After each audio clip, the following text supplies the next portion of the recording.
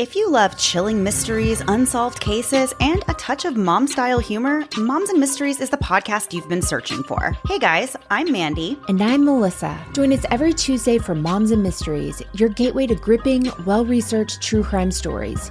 Each week, we deep dive into a variety of mind-boggling cases as we shed light on everything from heists to whodunits. We're your go-to podcast for mysteries with a motherly touch. Subscribe now to Moms and Mysteries wherever you get your podcasts. This holiday season, reach for the one butter that never disappoints. Kerrygold. Made with milk from grass-fed cows on Irish family farms, it's rich, creamy, and perfect for baking. Whether browning butter for cookies or crafting the flakiest pie crust, Kerrygold's high butterfat content makes all the difference in flavor and texture. Holiday treats will taste extraordinary.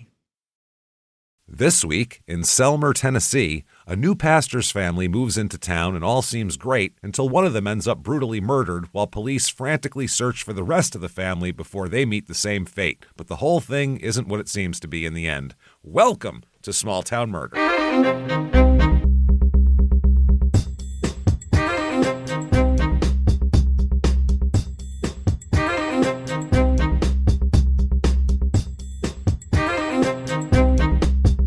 Hello, everybody, and welcome back to Small Town Murder.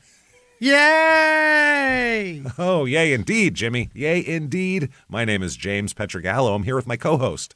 I am Jimmy Wistman. Thank you, folks, so much for joining us today on another absolutely crazy edition of Small Town Murder.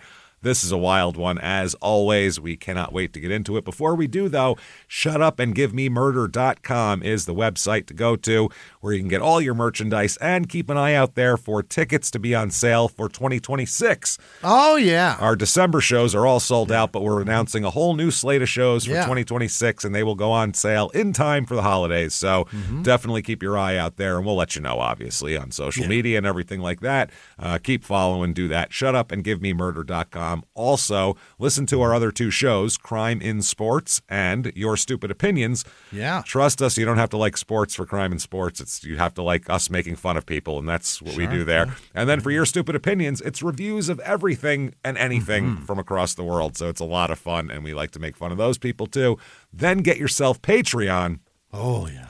Do yourself a favor, patreon.com/crimeinsports. That's patreon.com/crimeinsports, just like the name of that show you should listen to. And what you do there, anybody $5 a month or above, you get so much.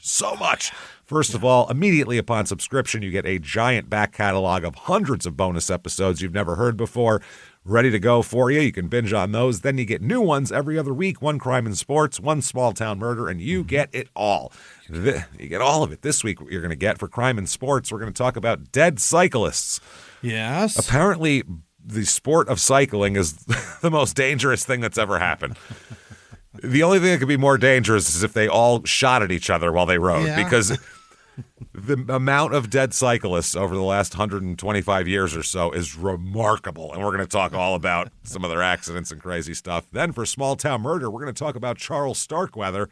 Oh, boy. He killed 11 people, blamed his 13-year-old girlfriend. Fascinating. It's a really twisty, crazy thing that happened there. It was just a wild ride. We'll talk all about him and all of that stuff. So get yourself Patreon, patreon.com/crimeinsports, and you get everything that we put out. Yeah. Crime in Sports, Your Stupid Opinions, and Small Town Murder, all ad-free with your Patreon as well. Wow. Can't beat it. And you get a shout-out at the end of the show. Jimmy will go ahead and mispronounce your name, even though we'd love to get it correct. Yeah. He would love to, but it's just hard. That said, disclaimer time. This is a comedy show, everybody. We are comedians. The stories are, unfortunately, 1,000% real.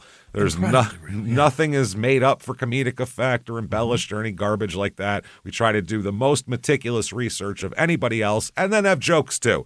That's what we do here. But what we do is we never make fun of the victims or the victim's family. Why is that, James? Because we're assholes, but we're not scumbags. See how that works? It's real easy to do if you do that. You can do it real tasteful, real easy there. So that sounds good. I can't wait to get into the story. For anybody out there that thinks true crime and comedy should never, ever go together, I don't know what to tell you. Check it out. we might change your mind. We'll see. Yeah. Either way, no complaining later. That said, I think it's time to sit back, everybody. Let's all clear the lungs and let's all shout. Shut up and give me murder. Let's do this, everybody. Okay. Let's go on a trip, shall we? Let's do it. We're going to Tennessee this week. Oh, boy. Selmer, Tennessee. Selmer, Selmer, Tennessee. It's down in southwestern Tennessee. About an hour and 45 minutes to Memphis, if you wanted to go all the way to the end of Tennessee. If you want to go the other way, it's about 2.5 hours to Nashville. And it's about 7 hours and 40 minutes to our last Tennessee episode. Oh, wow. That was all the way in the northeastern part of the state. So that's how big Tennessee is. It's a big, wide state. It's a People long don't realize state. that. No. Yeah, it's a big fucker. When you drive through it, like on the 40, it's just a hill after hill after hill after hill. The last one we did was Mountain City, Tennessee. That's episode 611, the Facebook catfish murders, which were... Oh, yeah. I remember that episode. That was a lot. This is in McNairy County, area code 731. Little bit of history of the town. Apparently, the rumor is, and what they think is, that it was named after Selma, Alabama. Oh. Which makes very little sense because Selma is Selma, and this is Selmer. They went with hard R. I don't understand. Well, there you go. That's maybe that's part of it. The town was incorporated in 1901. Now, a couple of things in the history. They're going to be more modern history here. June 16th, 2007. A pro-modified drag racing car driven by Troy Warren Critchley lost control while performing they were doing like a demonstration thing. Yeah. He was doing a burnout routine. Look at me burning out, going in circles during a car show charity parade on Mulberry Avenue in downtown Selmer. Yeah. His car left the road and struck a bunch of people in the crowd that were attending the parade, which was for... The title was America Can, Cars for Kids. That's what this was. Unfortunately for them, they didn't realize they'd be on the hood of these cars, pressed up against the windshield. Jesus Christ. Sending them into the crowd for them. That's horrible, and this part here is definitely not funny. 6 young people were killed. 6. Oh, my God. 6 children were killed. 2 died at the scene of the accident, and 4 died later at hospitals. That's horrifying. That's horrifying. Imagine you go to a nice... downtown small town event to raise some money for charity and your kid is killed by a fucking drag racing car. What did he do? How did he was doing burnouts? Yeah, and then just got loose. The circle didn't catch at one point and he shot off into the crowd. Why would you do that? Oh my God. You see those all the time on TikTok now That's or on crazy. Instagram, whatever. These kids I sound so old. I'll tell you what these kids are doing. This wasn't a kid doing this. This was some... No, this is a grown-ass adult. But that's what these are. These are adult people with their fucking souped-up Dodge Charger, and they got to do burnouts in a city intersection with dipshits standing all around. And they run from the car, and they've got their phones out. It's crazy. And every time there's a video of somebody getting blasted with the ass end of this car. And why do you keep doing this? And this was like... completely sanctioned by the town and everything. This wasn't like a rogue event. Yeah, this was for charity. Lord. Lawsuits were filed against the city and the event organizers, asking for more than $85 million in damages. Yeah. On March 4th, 2008, the McNairy County Grand Jury returned an indictment against Critchley, the driver, on 6 counts of vehicular homicide due to recklessness, and 22 counts of reckless aggravated assault for all the people every he person hit. that's there. Neither Cars for Kids nor the city of Selmer were named in the indictment. Critchley pleaded guilty to 28 charges of reckless assault and was sentenced to 18 months probation. 6 kids died. He didn't do a day. That's crazy. In 2025, this year, April 3rd, 2025, an F3 tornado struck the city early in the morning, killing 5 people and injuring 14 others. The city lost an estimated $10 million in property damage as well. Oh, my God. The tornado touched down in downtown and Oak Hill neighborhoods, destroying a lot of homes and buildings. Another quick piece of history here. This town, by the way, it has had a sheriff you've heard of probably. This is where Sheriff Buford Pusser came from, McNairy County. Really? Yes, Yeah. they made a movie in the 70s called Walking Tall, starring Joe Don Baker. Yeah. Then they made a sequel to it called Final Justice, and if you're an MST fan, Mystery Science Theater fan, you will definitely know that one. That's actually Mike Nelson's first episode as the host there when he replaced Joel, and there's the famous line, "You guys watch Joe Don Baker movies?" which is fucking hilarious. But and 1964 in August, his wife Pauline and he and his wife Pauline were ambushed, and she was shot fatally. So he had scars that he got shot with in his face, and he basically was like trying to hunt people down after that. So it's an interesting thing. Take it easy, Buford. And then he died 7 years later, and Joe Don Baker immortalized him in a movie. Amazing. So reviews of this town, let's see here. Here's 5 stars. Selmer is a small, quiet town filled with so much history and kind residents. Famous for our rockabilly, slug burgers. I don't even want to know. Oh, boy. That sounds worse than Scrapple. And famous Buford Pusser history. There's so much to see and visit in our town. The only change I wish we had was more places for families to do activities. Those activities. Yeah. Well, let's not have a Cars for Kids event. That's that was an activity for families. I think That's you've what done happened. enough activities for a little while. You guys chill, stay in your houses. Why don't you? Well, then you'll get hit by a tornado. I don't know what to tell you. Hide. Get in the basement. Get the fuck out of there. I don't know what to tell you. 3 stars. I would like to see high-speed internet. Yeah, you'd like to see it. Wouldn't that be nice? This isn't a review from 1997 either. This is recent. The farmers market is delightful. The school system is okay. Bethel Springs School is amazing. I wish there were more chances for technology advancement. I'd like high. Catch up. Yeah. We'd like to be in the 21st century, please. Thank you. Yeah. 2 stars. Moved here to get out of Podunk. Moved here to get out of Podunk. They don't even have Wi-Fi. What? Where did you live before? Where were you? In a dugout, like just a dugout cave in the side of a hill? What the hell are you talking about? That worked until the hospital closed. Moved here to get out of Podunk. That worked until the hospital closed. Now this town is worse than the much smaller town I moved here from.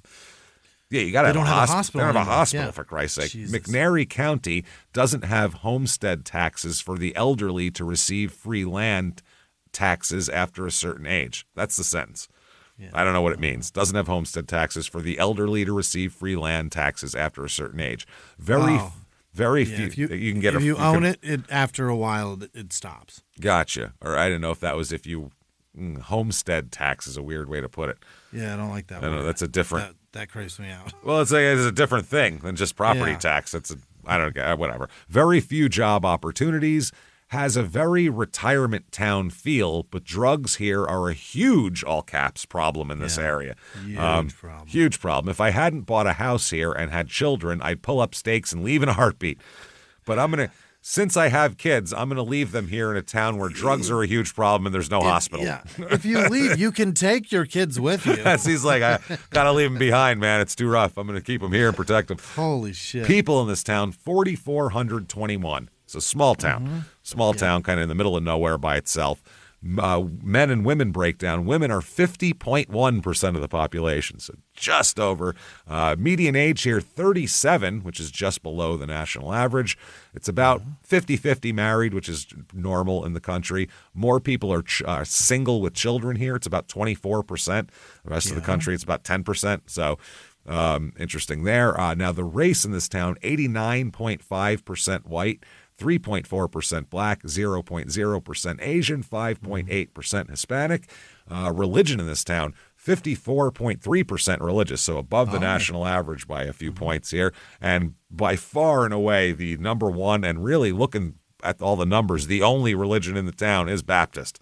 It is 35% Baptist, and it is like 0.0% Episcopalian, Lutheran, Mormon, 0.6% Catholic. It's like 2 people.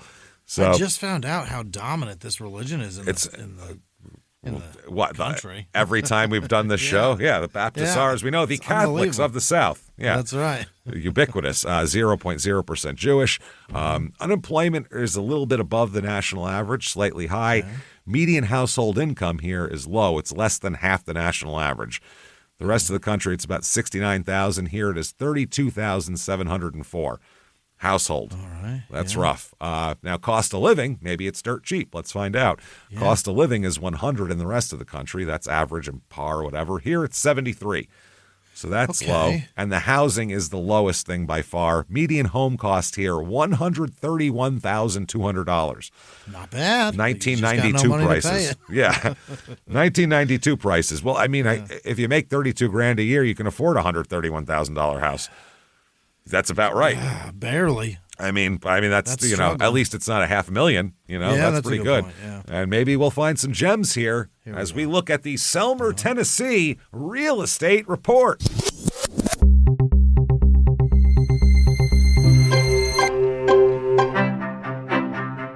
Average 2-bedroom rental here goes for $760 a month, which is well below them. It's over $1,200 in the rest of the country. House number 1 is a hovel. Not going to lie. There it is. Oh, yeah. It's all the paint is peeling off the outside. The inside is somehow worse. Look at this. This rustic. Is wild. You'd call that rustic. I would call that living in the woods, basically. Is distressed. What this looks like. Yeah. Oh, it's distressed, all right. It's awfully distressed. It's a 2-bedroom, 1-bath. 1,240 square foot house on a 0.34 acre lot. It's built in 1944, and hey, doesn't look like it's been touched since, so that's nice. Hasn't been messed with at all. This house is $29,900. Very affordable. It's on sale. Well, the price it recently had a price cut of $15,000. So 40%. They took a third of the house off. Basically, it was $45,000. Now it's $30,000. That is crazy. It says charming downtown opportunity awaits. The word opportunity is a red flag in a real estate listing. That means shithole. And charming is oftentimes a red flag. That means too. small. Yeah. Yeah, an old. Small and old is charming. Yeah. Opportunity means shithole that you need to rebuild. Harken back to an earlier time, centuries ago. God. House number 2, 3-bedroom, 2-bath. This is kind of your typical little suburban, nice little 1,096 square feet, so not a big house. Small. Pretty small. It's on 1 acre. Total there, built in 2004. This is $169,900. This is. That's not, and it's just small. It just had a price cut of $15,000 as well. Jeez. And then whole town's on sale. Every real estate listing in the country that I look at for this show, everyone has a price cut in the last one. Everything's on sale. And then finally, here's this one: 3-bedroom, 4-bath, T-bowl for all your bee-holes. Here, each and every bee-hole, 4,336 square feet. Big yard, big fountain out front. Yeah, it's I love nice the house. yellow lights at night, like that warm, the glow, that warm light color. It's such a great color.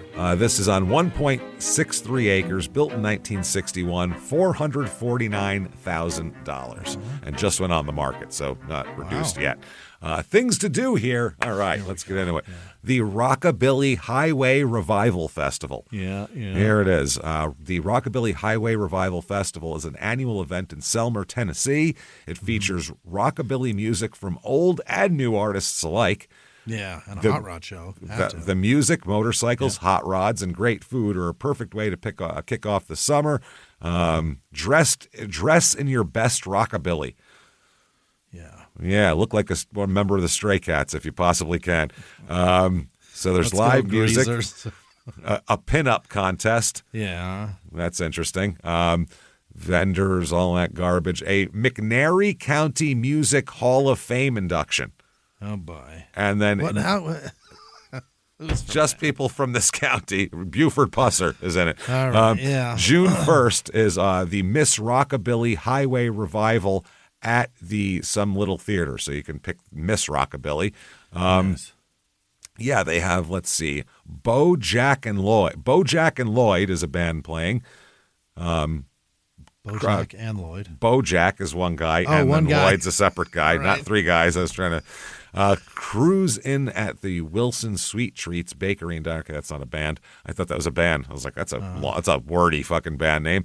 MC Carl Perkins will be at the car show. Shit, yeah. Then they'll have the Hall of Fame induction. Then the Rooster Run Trio is going to play at the coveted 11:30 a.m. spot that all the bands are fighting for.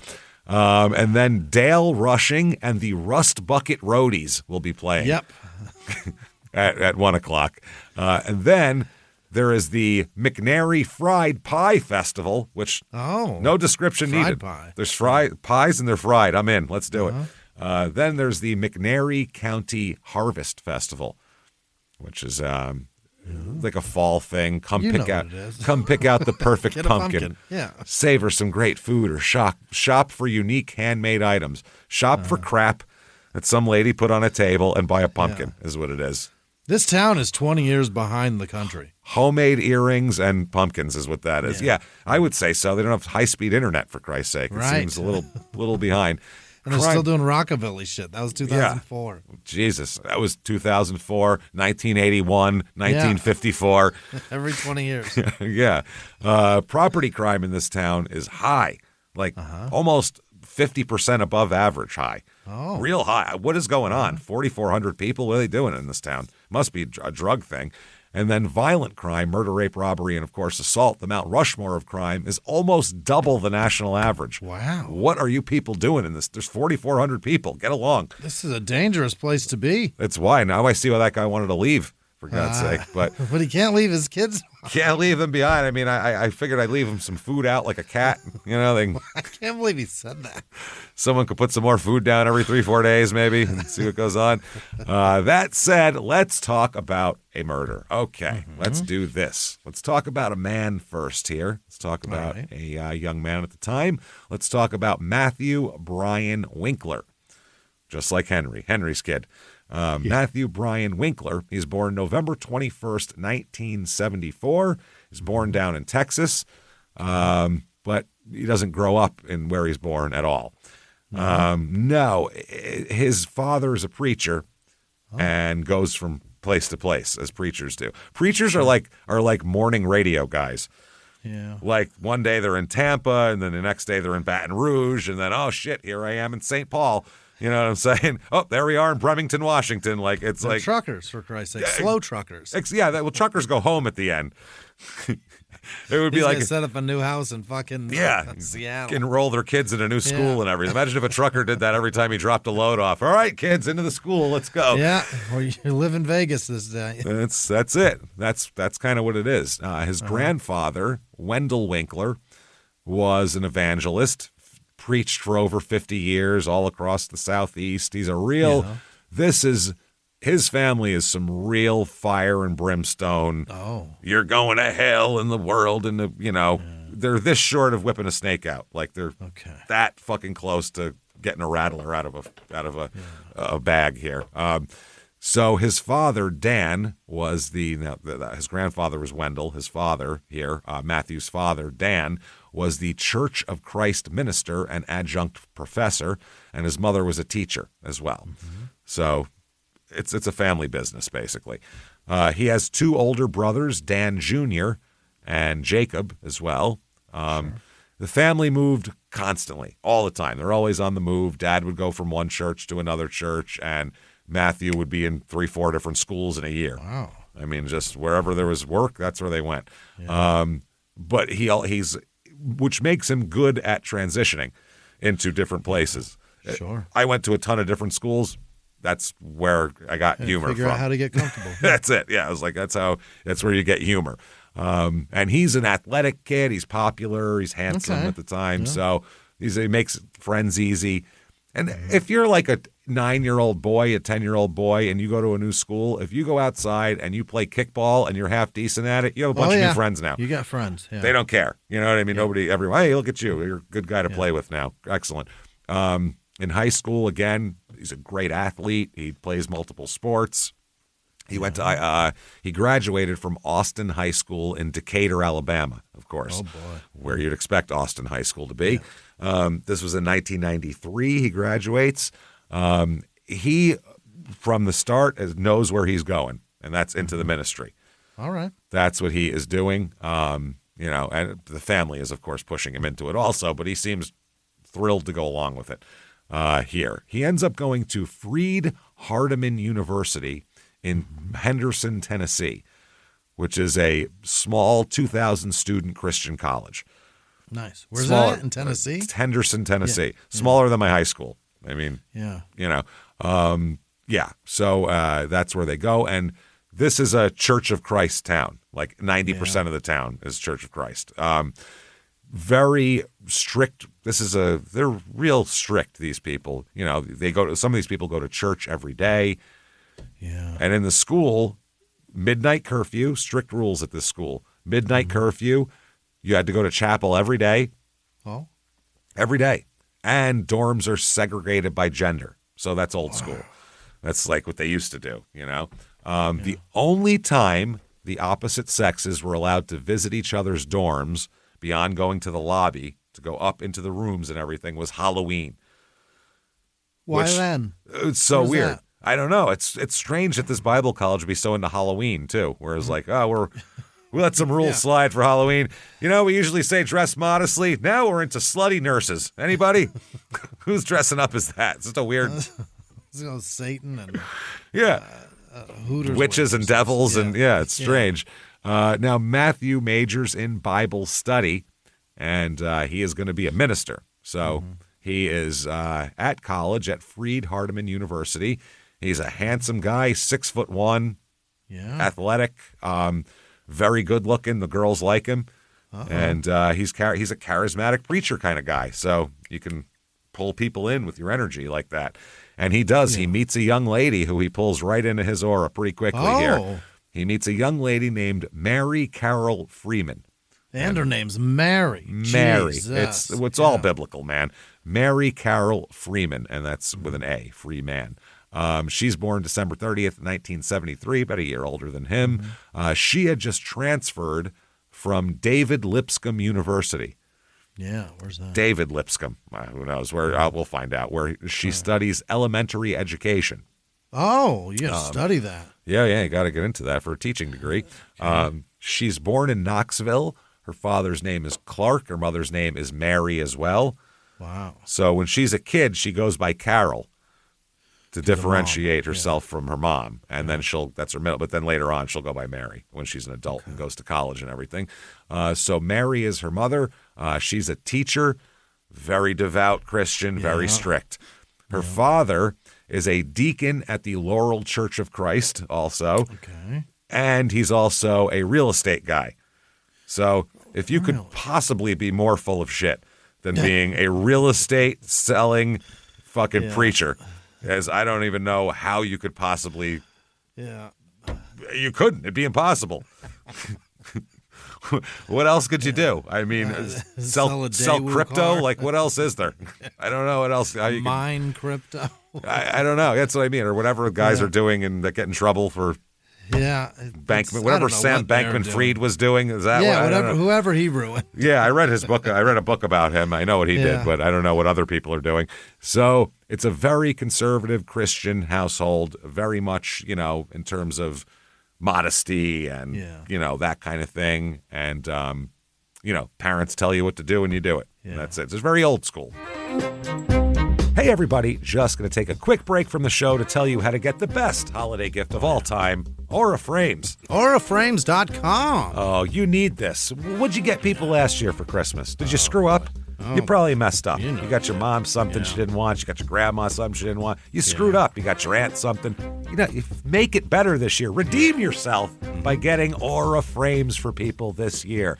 They will love you. They'll forget every lousy gift you've gotten them in the last 5 years. You can wipe the slate clean with an Aura Frame. They're so good. I'm telling you, I get everybody this for Christmas because everyone loves them. It's prominently displayed in everybody's kitchen, and you'll end up sitting around talking about memories while you walk. It's really cool. All the pictures go. It's great. You have unlimited free photos and video you can put on there. You just download the Aura app and connect to Wi-Fi. You're all set. You can add a message before it arrives. You can upload photos and videos straight from your phone all year long. Comes in an awesome gift box. It's great. It's featured in 495 gift guides during 2024 alone. It's the best gift, selected 3 times as one of Oprah's favorite things. Named #1 digital picture frame by Wirecutter, The Strategist, Wired, and PC Magazine. Do I have to go on? It's awesome. It's just awesome. The photos look great. They're really high quality. It's private.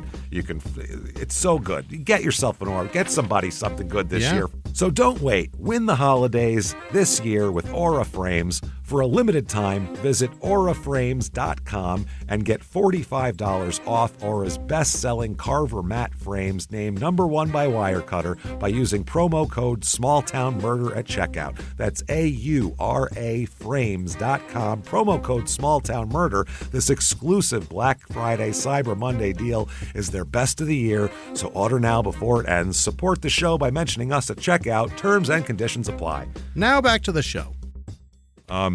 Mary has a younger sister that's born very premature and I've seen from many different sources different things that she was born with. So I'm not sure what it is. I've seen everything from cerebral palsy. She developed spinal meningitis after a while, had seizures, epilepsy. Wow. Not in good shape, this kid. They tried everything. They went to specialists and experimental therapies and prayer groups and everything, and nothing helps the kid, obviously, here. Now, she was also a quadriplegic, Patricia, her younger sister. Yeah. She had apparently, when Mary's 13 years old, or this is the other thing, we don't know if this happened when Mary was 8 or 13. We don't know if Patricia was 8 or Mary was 8 when this happened, but I think it was when Mary was 13 and Patricia was 8, if I had to pin it down here. Apparently, Patricia was taking a bath. Mary was helping with the bath. She stepped away for a minute, and the girl had a seizure in the bathtub. Oh, my God. And this was horrible. She went to get a towel and came back, epileptic seizure, and Patricia, they find her under the water, and they try to resuscitate her and everything else, and the poor kid dies. Yeah. The poor kid. So imagine how Mary feels now. Can't imagine. Indescribably, unconsolably guilty. I mean, just absolutely feels awful about herself. She goes to school, blames herself. She's clearly having some distress in school. So the teachers, even back then, if they see you in the early 70s and send you to the school psychologist, that means something's really wrong. Because back then, nobody gave a shit. So she's sent to the school psychologist. They call the parents just to say, hey, we're talking to the kid and, all that. And Dad freaks out. Oh. You do not tell anybody outside the family this stuff. He said these things are discussed only within the family. He was mad at Mary for going to the school psychologist and mad at her for being a human being that is sad that her sister died and she feels guilty for it. So there's no therapy. There's no counseling. There's nothing like that. It's just, it's fine. Get over it type of deal. It's tough. After that, the Freeman family adopts 5 children from the same family, 2 boys and 3 girls. It's apparently a family that they couldn't keep up with the kids, and it was a dysfunctional deal, and they adopt all of them. And Mary becomes basically their de facto mom. Sure. She is taking care of these 5 kids, essentially. Wow. So that's tough. Now, Mary in school, she does a lot of extracurricular activities here. Yeah. She's in Spanish club. She's in religion society things. She does tennis. She does Future Teachers of America. She's in the choir. She keeps busy, which sounds to me like I don't want to go home and take care of these 5 kids. I'm going to get involved in every activity I can. Possible, yeah.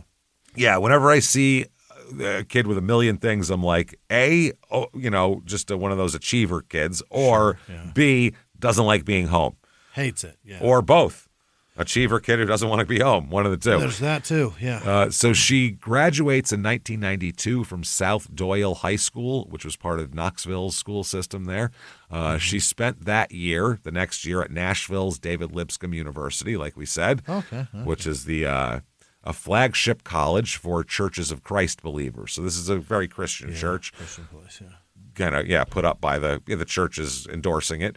Then the next year transferred to Freed Hardeman University, which is another Church of Christ affiliate. That's in Henderson, Tennessee, which is 20 miles north of Selmer, and that's where she meets Matt. Okay. Now, a friend of hers who knew her at the time said life was good there at the college. Yeah. She said it was a lot of fun. This woman, Elizabeth Gentle, she transferred to the school in 94, same year as Mary, and they went through orientation together and remained friends throughout the whole year. Yeah. She said that she recalled Mary as a tiny woman. She's small. She's 5'1". All right. She's small. Gentle said she was a nice girl. She was quiet. She was unassuming. She had a pretty smile on her face. She was easy to get along with. I sat next to her in Bible class, and she always had a good attitude. She was willing to socialize, and she could be funny. She had a sweet spirit about her. I can't say anything bad about her. Okay. So that's Mary in college. Kind of a sweet, go-with-the-program kind of kid. Sure. Which, from her background, that seems about right. And she's got a little bit of trauma. Yes. Oh, absolutely. And that'll scar you to have that. Fuck yeah. I couldn't imagine feeling responsible for killing my sibling, not killing him, she didn't kill him, but you'd, as a kid, you'd feel responsible for that. You don't know. And she can't do anything about it. It's just there now. And as a kid too, you can't process or even, you just can't synthesize in your brain all of these medical things, and maybe that's what did it, and this triggered that. It's not my fault. You just think, I'm watching her. I walk away. Responsibility. Yeah. She's dead. My fault. Period. Well, there's a dead child. Right. End of story. Now, I'm going to read from an Ann Rule book. There's one called Smoke and Mirrors and something else. I'll read the whole title later on. But Ann Rule describes Mary thusly, quote, Mary was both pretty and plain, if such a thing is possible. At 5'1", she was a full foot shorter than Matthew, and she weighed 150 pounds, although no one would have guessed that she was that heavy. She carried it well with good posture, despite her full bosom. She's got a rack, is what they're saying here. She stood tall with giant boobs. And when you see pictures of her, that is the best way to describe her. Yeah? She's a little bit, she's not rail thin, but she definitely doesn't look heavy or anything like that. Okay. She carries it very well. She's got kind of a foolish face that's like youthful, you know what I mean? So that's kind of what she looks like. So they said Ann Rule said she had dark brown hair cut in a short bob that wasn't particularly flattering to her round face. Her high, rounded forehead gave her a resemblance to actress Winona Ryder and Christina Ricci. Her skin was lovely. She even had features, that's an odd line, and she was very pretty when she smiled. She didn't wear much makeup, which was to be expected of this type of kid. Yeah. None of them were all gussied up, you know what I mean? That was... Forget about it, man. You're a painted lady, aren't you? You can't do that. They said her preference in clothing was for something tailored rather than ruffled. Mary dressed in solid colors and often wore black and white. Mm-hmm. So that's from Ann Rule. Now, Mary described at the time of talking about meeting Matt and said, we were friends first and our friendship furthered and then we began dating. It was fantastic. We just clicked. Which, I mean, similar interests, similar backgrounds. Both their dads are preachers. Yeah. And if sometimes girls look for somebody like their dad, here's a guy who's going to be a preacher. Yeah, right. There you go. Just like him. So they date for about 3 months before Matthew proposes. 3 months? 3 months. 90 days and he's in? Called a long courting in the Church of Christ community, I think. That's that would be considered well beyond what he needed to do for this group, though. Yeah, you meet a girl, you marry her, period. That's it. Stay together forever, have kids, and shut the fuck up. That's kind of how it works. So 3 months they're in, which seems like a little short for that. Fast, yeah. Bit fast for that young. Mary at the campus was a member of the Evangelism Forum, and she was active in the Phi Kappa Alpha, which was one of 6 campus social clubs. So she's very active. She likes to talk and move and do things. This isn't a sorority or a fraternity, by the way. It's just a social club. No. Okay. Now, the lady, the Elizabeth Gentlewoman, who, talking about Mary in high school, said she also knew Matt and said that he was always wearing an infectious smile. She said, I can't say anything bad about him either. He loved life, loved people. They were just a good Christian couple. Yes, they were. There you go. April 1996 is their wedding day. They get married in Mary's family backyard in Knoxville. Very nice. Very nice. Clark Freeman, her dad, officiates, of course. Mary's 22, Matt's 21. Oh. Very advisable. Yeah. Then they go back to college. They go back to Freed Hardeman. Sure. Now, obviously, for a 22-year-old and a 21-year-old, they've never lived with anybody before. They've never lived with each other. This is all brand new. This is an adventure here. Now, at some point, Mary sees, the real part of Matt. What is that? If you've barely known someone, if you dated someone for 3 months and then you got married, you don't have a full picture of them yet. You've never lived with them. Right. You've never traveled with them. Sure. You don't know what'll happen when a flight gets delayed by 2 hours. Will they punch out the gate agent, or will they say, all right, let's go to the Chili's and fucking get something? Like, it's important. You know what I mean? Yeah. So they've never had any of that before. And after a minute, she sees kind of a different person. She said at one point, quote, I just remember some point just being shocked at the yelling, at this is a different person. He's a yeller. That's what she says. She said he had a temper, kind of a bad temper. She says that, and her friends too, that Mary's father gave her a desk. It was a desk that belonged to somebody else in the family. It's kind of a family heirloom. And it wouldn't fit in their apartment storage unit. They tried to put it in the unit, and they couldn't fit it in there. So Matthew got so frustrated, he just destroyed it with his bare hands, just broke it up into pieces. He just broke it? Wow. Just destroyed the fucking thing. Had a complete freak out. Mary said, I remember being so embarrassed, and all I cared about was that nobody was looking outside their apartment. At him freaking out, taking the Lord's name in vain over a fucking one of those roll-top desks. Yeah. So real weird. Also, the couple's super broke. Matthew has to drop out of college and take a construction job. Okay. He hates it, as everyone does. Yeah. Go to a construction site. Go around and see if it's a real happy place to be. It's not. Yeah, see what the attitude is around there. Not great. Put it that way. Everyone's. It's the most cynical environment that's ever existed. Is there more than a comedy green room, even, which is saying something. Yeah. So they start to have some kids here as they go on, because you're broke, you're young, got to have children. So they do.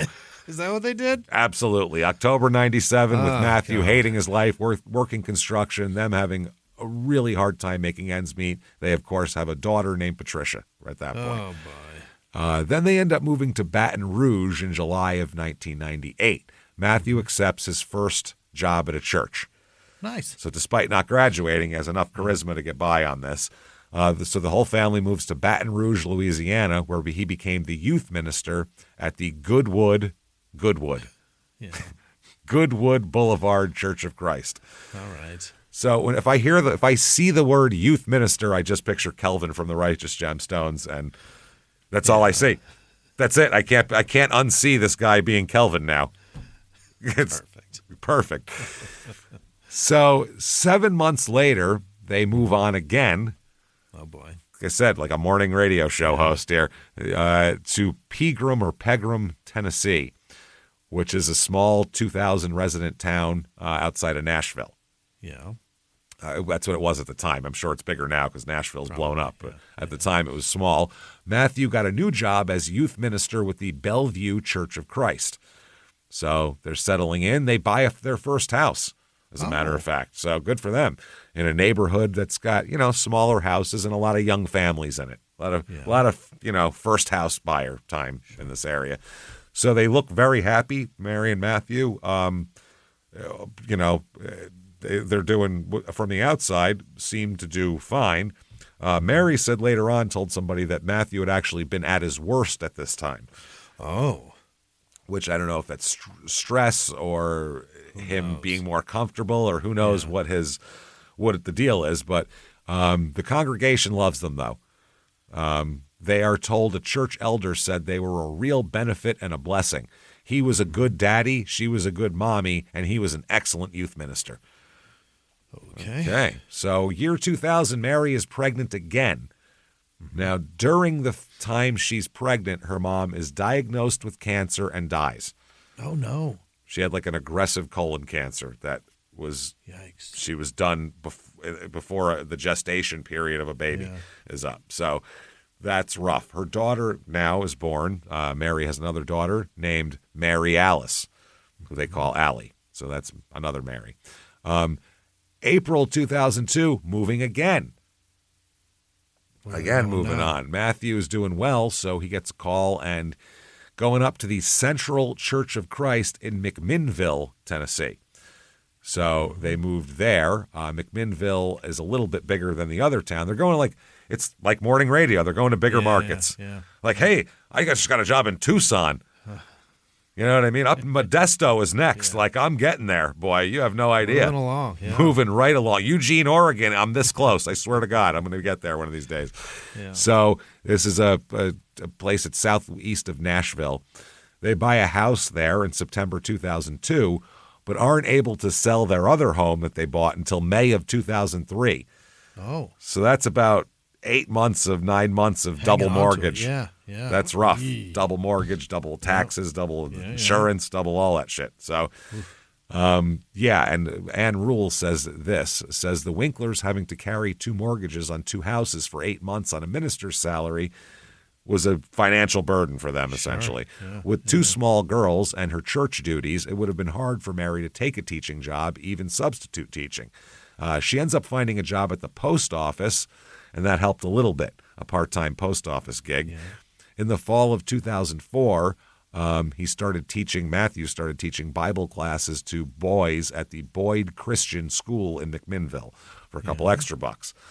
So they say, Ann Rule says, as far as their neighbors knew, the Winkler marriage was sound. Some thought Mary was more friendly than Matthew was, while one man described her as odd. Quote, odd, she wasn't too friendly, she didn't mix well. Which doesn't sound like Mary at all. She's involved in every social activity possible. So that's odd. They said also sometimes Mary and Matthew engaged in little PDAs. Mm-hmm. You know, they were hugging each other and even a little kiss during a church party or church meeting or something, which is considered, ooh, look at them. Right. Get a room, you two. You peck your wife on the cheek. They're like, oh, Jesus, my kids are here. What the fuck, man? Zip it up. Come on, take a zip. So in McMinnville here, he's teaching all of this. The principal at the boys' school, the Boyd Christian School that he's teaching at, said, quote, Matt had it all. He was handsome. He was full of personality. He was smart. But most importantly, he had a good Christian soul. Sure did. I don't know what handsome would matter teaching kids the Bible. I don't know. It's easier to follow him if he looks better than that. Oh, man. Yeah. He'll do whatever he does. It's wild. So he's a 5th-generation minister, by the way. Yeah. His great-grandfather was even a minister. Oh, so wow. He is going at it. So at this point, Mary's, unassuming, quiet, small, 5'1", long brunette hair. Everybody says she's always looking at the floor. What does that mean? She's shy? Shy, which is, they like that, though, in the church. Yeah. They say that that's supportive, submissive, silent. That's what they want for their wives, it's not basically. Insecure. It's fucking submissive. Yeah, you got to be behind him because he's that's just how the church goes there. So, in this particular church, anyway, I don't want to cast a large aspersion. Now they have cute little daughters. They got everything. They live in a nice brick house in a shady yard. It's very nice. They have a pet dog named Firefly. Oh, great. People said, here's some quotes about them. They were the ideal family next door. They seemed to live and breathe the Bible. Okay. One neighbor described them as, quote, perfect. Mm-hmm. So there's trouble. You just know it's it. a nightmare. Yeah, you just know it. So some of the younger members of the congregation had like crushes on him too. Yeah. Because he's that happens a lot with religious leaders just because it's kind of like why people fall in love with their fucking therapist or something. It's the trusting relationship that you have. Yeah, we've just built so much here. Yeah, exactly. The young church members have a nickname for him. They call him Wink. What does that mean? Winkler is his last name. Yeah. Hey, Wink. Which, God damn it. Oh, boy. That's bad. They said So not because he was a flirt or he wasn't winking at people. His name was Winkler. So everybody, there was no talk of him not being faithful to his wife or her not being faithful to him or any of that. Yeah. They were just the perfect couple. Maybe not so perfect, though. Here are some people who saw some things that they didn't really like about this whole situation. Yeah. Here's a friend of Mary's who said later he once saw her with a black eye when Matt was the youth minister at the Central Church of Christ in McMinnville.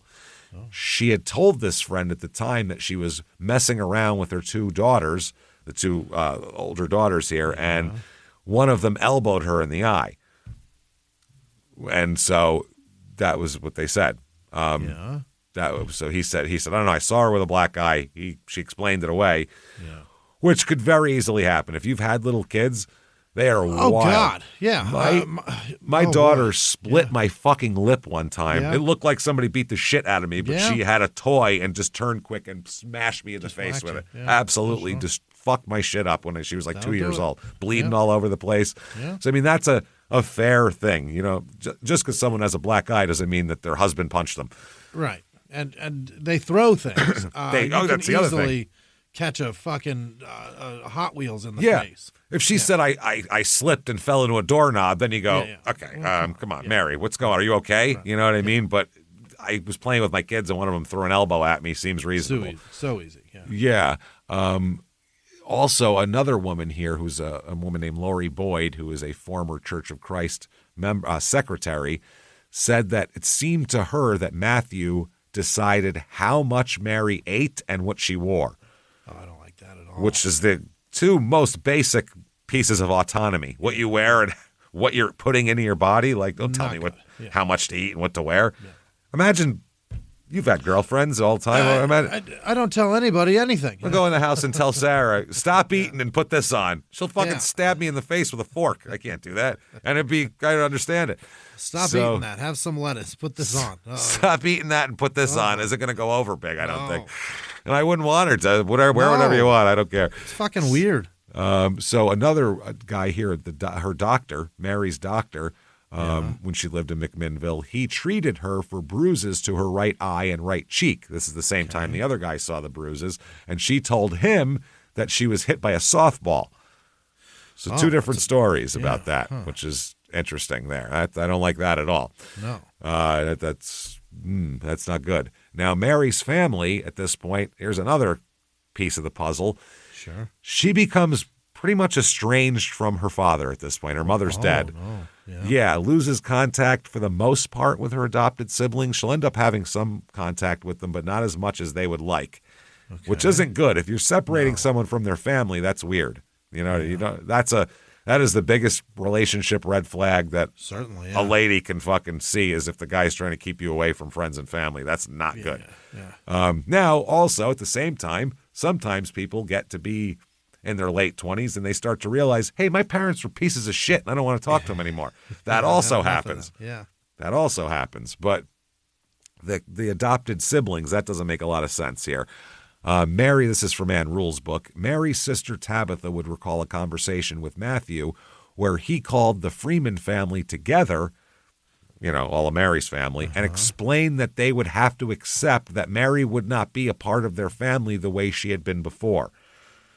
Why? It's a real good question. Well, he said he and their marriage, the kids and their marriage had to come first, which obviously your family, your nuclear unit comes first, but then you still have time to call your dad on a Sunday and say hello, or to go over have lunch with him on a Tuesday or something. Like, you could do that. You don't have to be exclusively one people. No.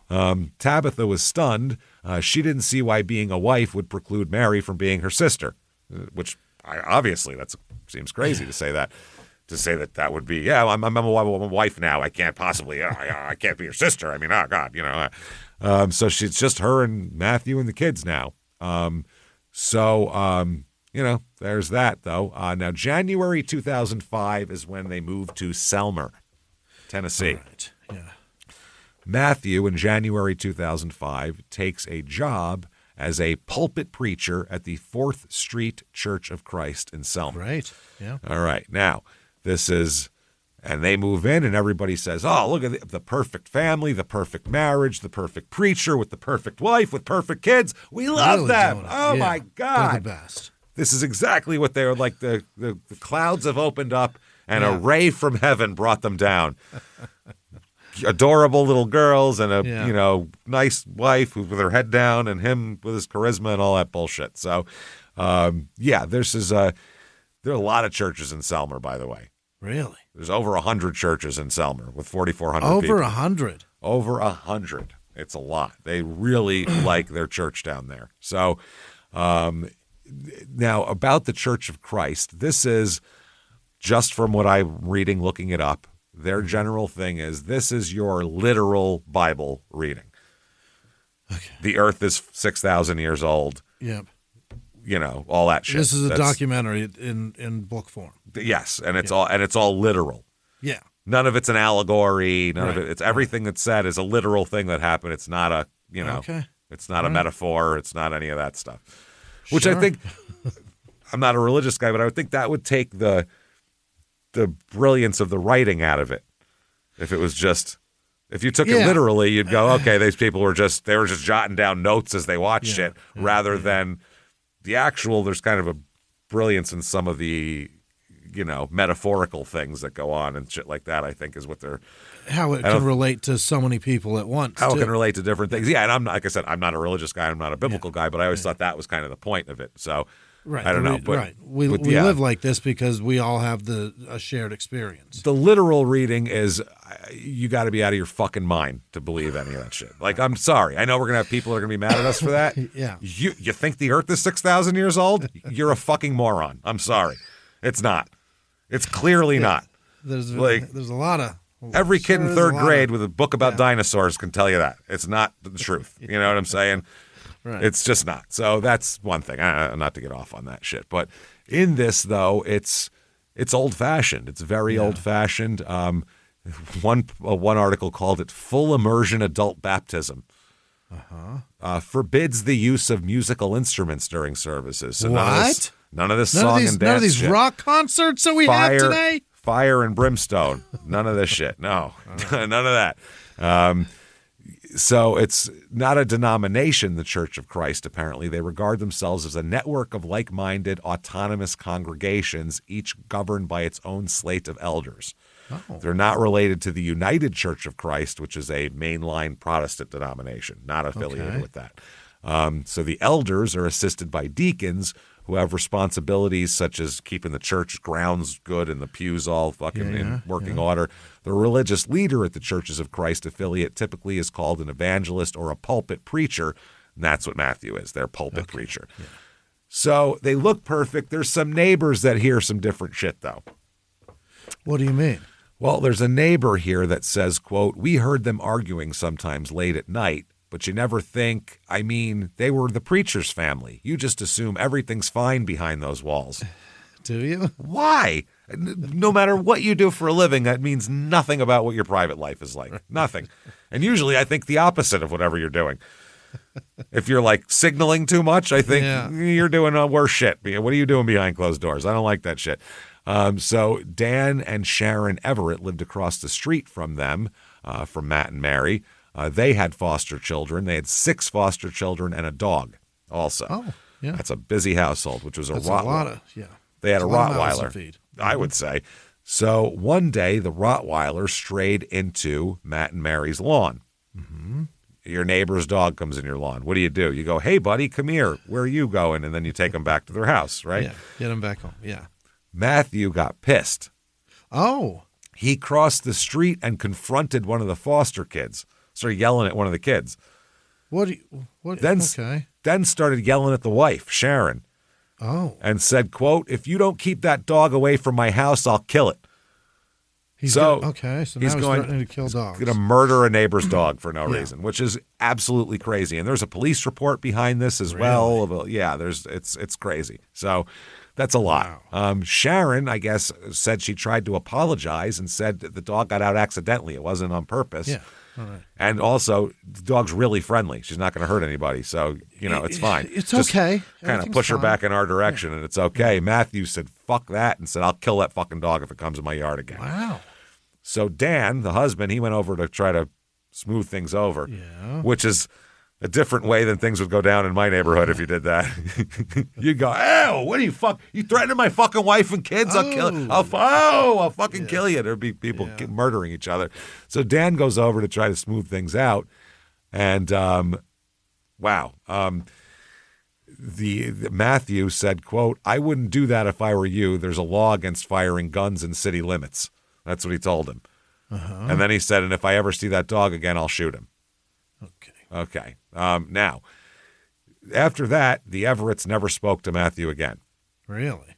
Sharon would wave when his car drove by. He never waved back. That was over. But they said Mary was as friendly as she could be, and she always returned the wave. So this had nothing to do with her, basically. Sharon said it this way, the neighbor, quote, look, if he was that way out here in public, you can imagine what he had to be like in private. They just knew him with his suit on. Meaning all the people in town just knew him, his public image, which was, also, there was neighbors that said they saw black eyes on Mary, heavy makeup around black eyes and things like that. And they all said that Mary would always cower when Matthew was around, which was kind of how that, that's kind of for show too. But I'm not sure if that was real also. We don't know. Sure. Yeah. March 2005, they have another baby named Brianna, who was born prematurely.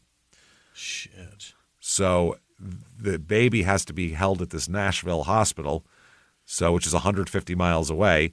Yeah. As we talked about, it's a decent drive. Yeah. So they have to go back and forth, basically, back and forth, back and forth, back and forth. So this is very expensive, and they're piss poor broke at this point. Yeah. Mary is the person, she does the bookkeeping and the bill paying and things of that nature. So she ends up falling for a scam. What? They apparently in Africa they call it the 419 scheme. The 419. Because that's the law in Nigeria that bans it. It's the law 419. Nice. The scammers, basically, this is the Yahoo boys. You ever heard of that shit? No. It's a huge group because they have Yahoo accounts and tons of them. So that's why they got the nickname. Basically, this is the old, you've won $1 million. You just need to send us for processing fees bullshit. Oh, boy. Or like Nigerian prince shit. Hey, I have $50 million, but it's being held in escrow, and I need $5,000 to get by, and I'll give you $1 million if you give me $5,000. Yeah. So Mary gets checks in the mail from these people. Oh. One's from Canada, one's from Nigeria, for a total of $17,500. She deposits them and withdraws $500 cash, but the checks are fake. Yeah. Obviously. So the bank calls her and says, hey, you just withdrew money from shit that doesn't exist. Bad checks, yeah. So Mary... we need that money back. Mary says, oh, shit. So she starts writing checks from one account to cover checks on another account. Yeah. Just basically trying to move money to make it work when there's not enough there. To cover money that... Okay. So she knows already that this check bounced. Yeah, so she's like, oh, fuck, I got scammed. This isn't good. She knows she's been scammed. Oh, totally. Yeah. Once they tell her the check is fake and she's fucked, she knows what happened. And she's like, oh, no. So she starts opening new accounts. She's moved accounts that aren't even in town. She's opening new banks. Over $500? More, because it gets worse. Because as she starts writing more money for checks that they don't have, the total gets bigger and bigger and bigger. A check bounced and she went and got another one? No, she took $500 out that they didn't have. Right. So then she had to cover other stuff. So she was writing checks from other accounts that don't have the money to cover ones that she does. So it snowballs. All right. It snowballs from there. It's not good. Then there's all the fees of bounce checks and all that stuff. Everything adds up. She changes gets new accounts in her name only to try to hide this from Matthew, apparently. Changes her mailing address to a P.O. box. And this started over $500. Started over $500 and got worse. And we'll talk about where they are in a minute when we get there in a sec. So she tried to remove Matthew's name from their bank account also at one point. So March 20th, 2006, church secretary Betty Wilkerson sees Mary and Matt having lunch together on March 20th. Okay. Yeah. She said they were having lunch in his office, talking and laughing together. They were the ideal family next door, the perfect family. I gave them chocolate chip muffins to eat for dessert. Really? Oh, boy. That's nice. So March 21st, the family account at Regions Bank is overdrawn by $5,000. This is what it snowballed to. She's all fucked up. Yeah.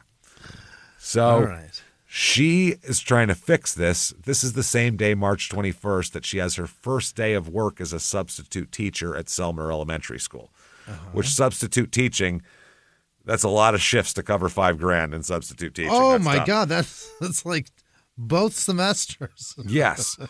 Now, there's people who say that Matthew knew about this and knew what happened and was just as involved in getting scammed. And then there's a lot of other people that say Matthew had no idea and Mary was trying to fix this on her own without having the embarrassment of telling him that she got scammed, basically. It is embarrassing. Yeah, nobody wants to feel like that. No, that's why people don't tell people when they get scammed, and then more people get scammed because they're embarrassed about it. Right, because it's fucking, you feel like an idiot. Yeah. Well, I've read in books about like a NFL locker room. Yeah. Some guy will come in with some financial shit and he'll scam 10 different guys because none of the guys will tell anybody they got scammed. So then other guys will go invest money in this guy because they're all embarrassed. So if I get scammed in my money, I can't wait to tell fucking everyone. Oh, I'm so mad. I'm so mad. I'm angry. angry. Can you believe I did this? Are you out of your fucking mind? Yeah. So this first day of school, her coworkers notice that she is on the phone all day. Yeah. It's her cell phone.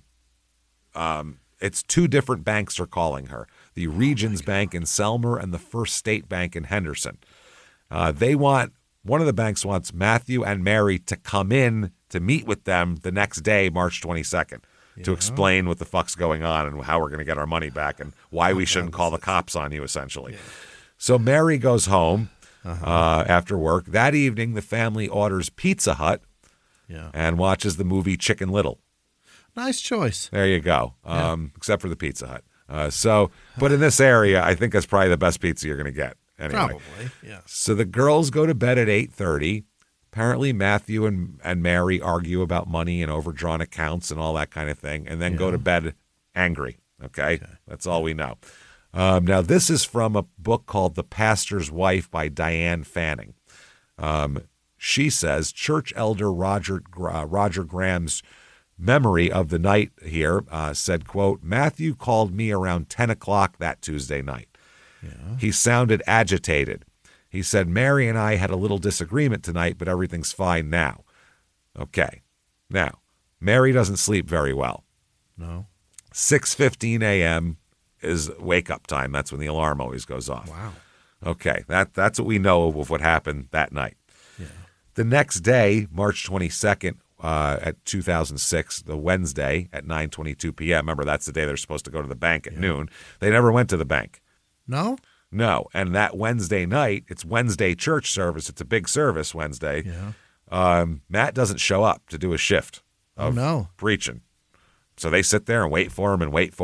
And, this is like a comic not showing up for the show. There's no fucking show now. Yeah. I already bought my 2 drinks and I got no jokes now. What's going on? So they said Matthew never missed a service, especially if he's leading the service, which he was supposed to lead this one. So a bunch of the church people pile in a car and drive to the house. Really? Wow. That is... All Don't right. call in over here. Jesus Christ. Yeah. They knock on the door. Nobody answers. Windows are closed. Doors are locked. Lights on inside. And they hear the TV playing loudly as well. Okay. They're like, okay, somebody's got to be home. So they keep knocking. They're calling the phone, the house phone. No one's answering. They hear it ringing in there. No one's answering it. They keep knocking. Nobody responds. So they call in one of the church elders. And they go, hey, we're over here. He's not answering the door. Mm-hmm. And so they said, what should we do? The church elder said, I know where the spare key is. Find it and go inside. He knows how to get into their house? Yeah, they all have to tell each other where the spare key is. And who knows if that church elder watered their plants when they went to You know what I mean?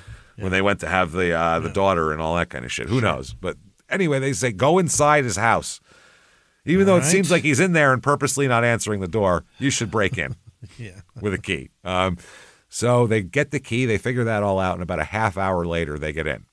Okay. Now, inside the house, they're calling for Matthew, Mary. You know, they're calling the girls' names, calling everybody. No one answers. They hear the TV playing, but that's it. Okay. Everything's in place. There's not like a china cabinet knocked over, chairs broken like there was a fucking Old West saloon fight in there or something.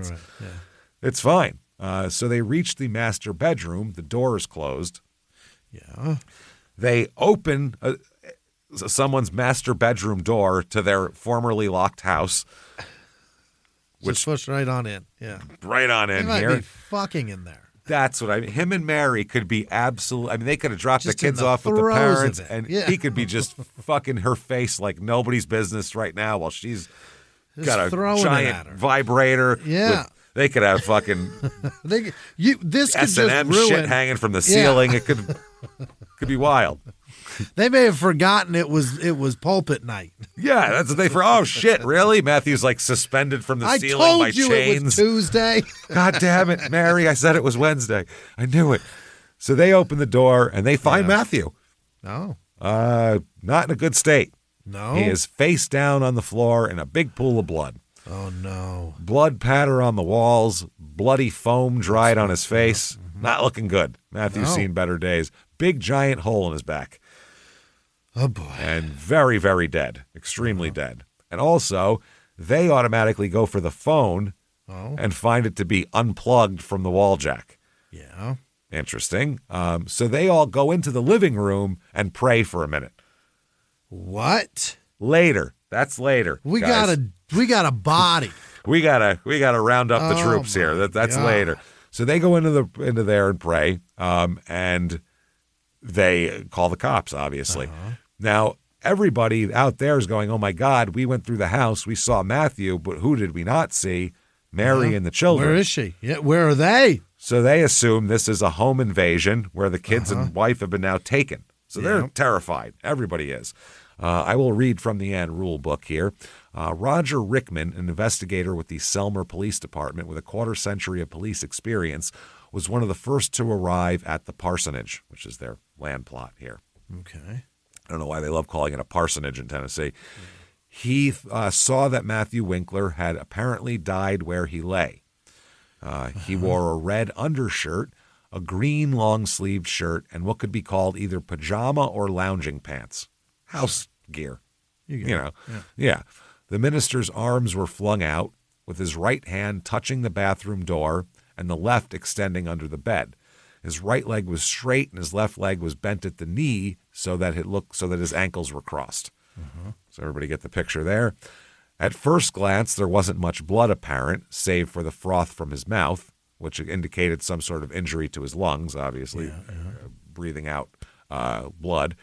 But when the investigators turned the husky minister over, they found that he had lost almost all the blood in his body, bleeding out from a gunshot wound located to the left of his spinal column in the lower thoracic area just above his waist. So not like in the middle of your back, but down low. Yeah. The bedding and carpet beneath were soaked with mostly dried blood, so that helps to find out when this happened. The blood is drying. Things like that. They said whatever internal wounds Winkler had, his immediate cause of death would probably have been exsanguation, which is bleeding out. He had bled to death. So they said the beginning of rigor mortis and the temperature of Matthew Winkler's body indicated that he'd probably been dead for more than 12 hours. So they said at this point, they don't know where Mary and the girls are, and it's been at least 12 hours. They could be taken anywhere. 12-hour head start? 12-hour head start is insane. That's huge. I mean, they could be on a flight to They could be anywhere. 6 states away. Absolutely. Well, man, Tennessee, maybe not, too, because it's 8 hours across the state. Yeah, right. Yeah, no, I was just making Tennessee's big joke. So where the fuck are Mary and the girls? They said they weren't anywhere in the house, and the family's Toyota Sienna minivan. Ooh, that's the worst. Yeah. We've had long Toyota Sienna conversations one time. We were in some city, and the only Ubers, they were all Toyota Siennas, and we're like, what's going on? Madison. Where was it? Yeah, Madison, Wisconsin. You will get a 65-year-old lady driving you in a Toyota Sienna if you take 3 Uber rides, guaranteed. And they'll be nice as shit, friendly. Yeah, it'll be beautiful. Yeah, real nice. So the minivan's missing from the driveway. So they're wondering, did Matthew die trying to protect his family? Yeah. Someone come in and he said, you're not doing this or whatever. And then they shot him and just took everybody. They said, we're marrying the girls now hostages of some psychopath or what the fuck here. So they said if Matthew had been killed, this is from Ann Rule's book, had been killed in a home invasion robbery, something should be missing. So that's what we're looking for. So the detectives see on his dresser is a money clip with cash in it and a decent wad of cash. Yeah. Which is strange. So they're like, his driver's license is there too. So they're like, that's right on the dresser. If you're stealing, he's dead, and there's a bundle of cash right there. You're stealing shit. You grab that right off the bat on the way out the door. Like you don't even have to go in his pocket for it. Right. They said a check of the other rooms in the house were a tiny bit reassuring as well. There was no signs of blood or struggle any place but in the master bedroom. Okay. They said still, Winkler's family was gone and Mary hadn't called to summon help for her husband and no one had heard from her, so this didn't look good. Not at This all. looked like we're looking for 4 more corpses at some point here, and 3 of them are tiny. So the Tennessee Bureau of Investigation agents Chris Carpenter and Mike Frizzell arrived near midnight. From the appearance of the single wound in Matthew Winkler's back, all the detectives felt that the death weapon had been a shotgun fired from a decent distance away, not right on top of him either. Yeah. There was no gun, though, in the house or the yard. They searched the whole property, found no gun. Yeah. So they're like, okay, that means the murderer either Yeah. came with a gun or took wherever the murder weapon came from, they took it with them, obviously. So along with the family. So they issue an Amber Alert at this point. Because we got 2 kids. 3 kids. 3 kids, right? Including a baby. Right. This is terrifying. There are 4 girls, a woman and 3 girls, 4 female human beings are missing. And one of them is very, very tiny and a baby. Yeah. So Amber Alert is issued here for Patricia 8, Mary Alice 6, and 1-year-old Brianna. And 32-year-old Mary. Family minivan, 2006 gray Toyota Sienna, also put out there on the wire for everybody. And the police assumption is they've been murdered already, probably. Yeah, they're probably already. Yeah. They're probably dead and in some woods somewhere. Or we're in trouble. Or like in the van's been set on fire in some reservoir or something. So the whole town is freaking out, and this is a crazy case. Dead pastor with his wife and 3 little girls kidnapped. Like the media goes bonkers. People from everywhere come to Selmer. I mean, this is not a town where anybody from outside of it's ever goes to. You know what I mean? So this is crazy. It's like a movie. All these people just descending on this town. So the autopsy on Matthew begins on March 24th here, and they said rigor mortis had begun to stiffen his body, but was not yet complete. The red and purple markings on the portion of the body that had been the lowest, where the blood had pooled and where his heart had stopped before, lividity, as we call it, were fixed and complete on his back and buttocks, with blanching along the parts that had touched the floor of the Winkler's bedroom. There would be a few surprises in this autopsy. Matthew Winkler had only 1 real wound, along with some scratches on the front of his right knee and lower leg, which perhaps he made as he crawled on the floor in an attempt to escape. After he was shot. He said he might have trying to get away. A couple of crawls and then he collapsed. Wow. He'd been shot in the back by a weapon far enough away that there was no soot around the wound, so definitely not a contact wound. So they said in this autopsy, quote, in the middle of the back is a 3/4 inch in diameter shotgun wound of entrance with slight irregular margins and an irregular 1/16 to 1/8 circumference marginal abrasion. The defect is located 21.5 inches below the top of the head and at the posterior midline. 5 evenly spaced 1/2 inch by 1/2 inch rectangular abrasions surround the defect. As dictated by Dr. Turner, the defect left by the shotgun shell sounded clinical and had no emotion, but the fatal wound was horrific, of course, as all shotgun wounds are. Pellets of birdshot and wadding from the contents of the shotgun shell had blasted into his back. Apparently, it was 77 birdshot pellets they took out of him. Wow. That's a lot. Yeah. So they said after it perforated his skin, fatty tissue, and the muscles in his back, the birdshot cut through 4 ribs in the middle of his back and tore through the lower lobe of his left lung, his diaphragm, stomach, spleen, pancreas, and left adrenal gland.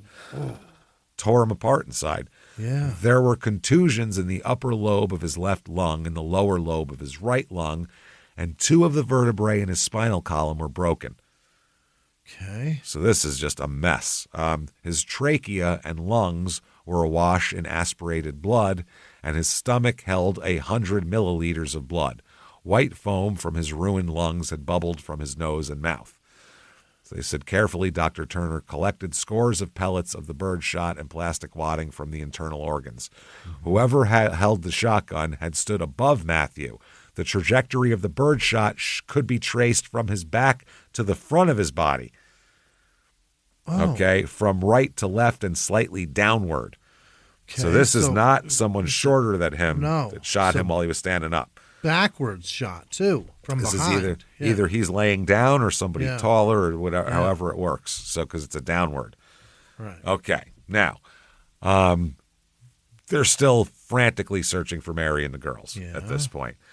Then on March 23rd, 2006, in Orange Beach, Alabama. Okay, an unlikely spot for the story to go. Officer Jason Whitlock, not the sports reporter guy, not that guy. Douchebag? Not that guy. Spots a gray minivan matching the Amber Alert description at one point. Now he spots it and he sees it make an illegal U-turn on Perdido Beach Boulevard. Great. So he pulls it over with standard procedure used for radio to check for wants and warrants. As you do, you run the plate. So the report came back and told him what was going on, basically. Yeah. So he said, holy shit, this is a big one. I stopped with an Amber Alert. So he immediately called for backup, and 3 units arrived to surround the vehicle in a Walmart parking lot. Okay. Now, they said Whitlock had no idea what he might find, so he used great caution as he walked toward the driver's side window. They said that if Mary and her children were still alive and uninjured, he didn't want to do anything that would spook whoever took them and have this guy start be that way. Start shooting them in the car or something. You know what I mean? Yeah. So they're like, fuck. He said he didn't want to do anything that might place them in more danger. Yeah. They said a kidnapper would probably try to hold them as shields to keep from being arrested. So they're aware of all this. He might have a baby as a human shield here. Yeah. So he said, but when Whitlock walked to the window, I mean, he is like, you can imagine, heart beating. Yeah. Holy shit, walking past the tints of the back. Oh, damn it. Walks in, looks in the window. He said he was shocked. Shocked. How bad is it? Just sees Mary at the wheel with 3 kids in there. Everybody's fine. Yeah. No one else in the car, just the 4 of them. Good news, guys. We've been looking for you. Everybody looks healthy and happy and clean and okay, that's odd. Unhurt. They're like, okay, that's good. Everyone's healthy, but what the hell's going on? So they draw guns, ma'am, get out of the vehicle. Yeah. Show your hands, all that kind of thing. Mary steps out. She's wearing a pink jumpsuit, very calm. Yeah. No anything. She didn't even ask what's going on. Nothing. I'm just wearing gets pink. out. Everything's fine. Everything's good. The really weird. They said she got out. This is from the cop. She got out and she never asked why she was stopped, why there were officers pointing guns at her or anything. She really made guns too. Yeah, they surrounded the car. They had guns out and everything. Yeah. She really made no expression on her face, and she was detained. They said the girls were totally fine. They were having a good day. Patricia kept asking, "Where's mommy? What's happening? Where's mommy going? What's going on?" So Mary told the girls, as this is happening, "Daddy's in the hospital. We're going to visit him soon." And the girls are like, "Okay, sure, sounds good." You didn't explain why you're in handcuffs, but great. All right. So the police take all the girls out of the car, the children here, and they search the van. And in the trunk, they find a shotgun. Oh. They're like, what is this here for? Okay, interesting. So where the fuck has Mary been? Yeah. Well, Taking first kids stop, skeet shooting? pretty much, yeah, we're going out for a nice day of target shooting at the range here. First stop, they went to Jackson, Mississippi at a Fairfield Inn, and she paid cash there. The next morning, they went to the Orange Beach, Alabama at the Sleep Inn, which is 340 miles from Selmer, if you're keeping track. This is basically a vacation beach spot. A lot of tourists here and shit. So she took the girls to the beach and to an amusement park that day. Oh. She actually tells the arresting officer, quote, I just wanted to be with them before they had bad days. You know, have a happy day. Right. That's what she tells the officer. He's like, knew, whoa. She knew the dad was dead then. Oh, yeah, apparently so. So 9:55 p.m., Orange Beach Police Department. The cops are going to try to talk to her. Yeah. And you could see in her mugshot, she just looks like she's just a stone-faced. Despondent? Yeah. Looks depressed, looks sad, just looks like it's like her dog just died. Just looks tough. They were all the cops were really weirded out by her lack of any emotion whatsoever. Yeah. Of anything. For not even like about the kids, nothing. It was just nothing. She was very flat on the affect there. The one assistant police chief, Greg Duck, said there were no tears shed. Brother. Yeah, exactly. He said that no tears shed that I know of. And he said actually she seemed relieved, Mary. Yeah. So here we go. Corporal Stan Stabler, Alabama Investigation or Bureau of Investigation. Yeah. He sits down with Mary. She's calm, real calm, eerily, creepily calm. No tears, no nothing, just flat. So he tries to, do the background shit rapport with her. Right. How long you been married? How was your marriage? She said, I was married 9 years, 11 months. They're, good marriage. It was fine. What about the kids? She said, they're very sweet girls. Okay. So he says at one point, step by step, tell me what happened. She says nothing. She just stares at him. Yeah. Just stares at him. Okay. He said, why can't you talk to us? More silence, staring at him.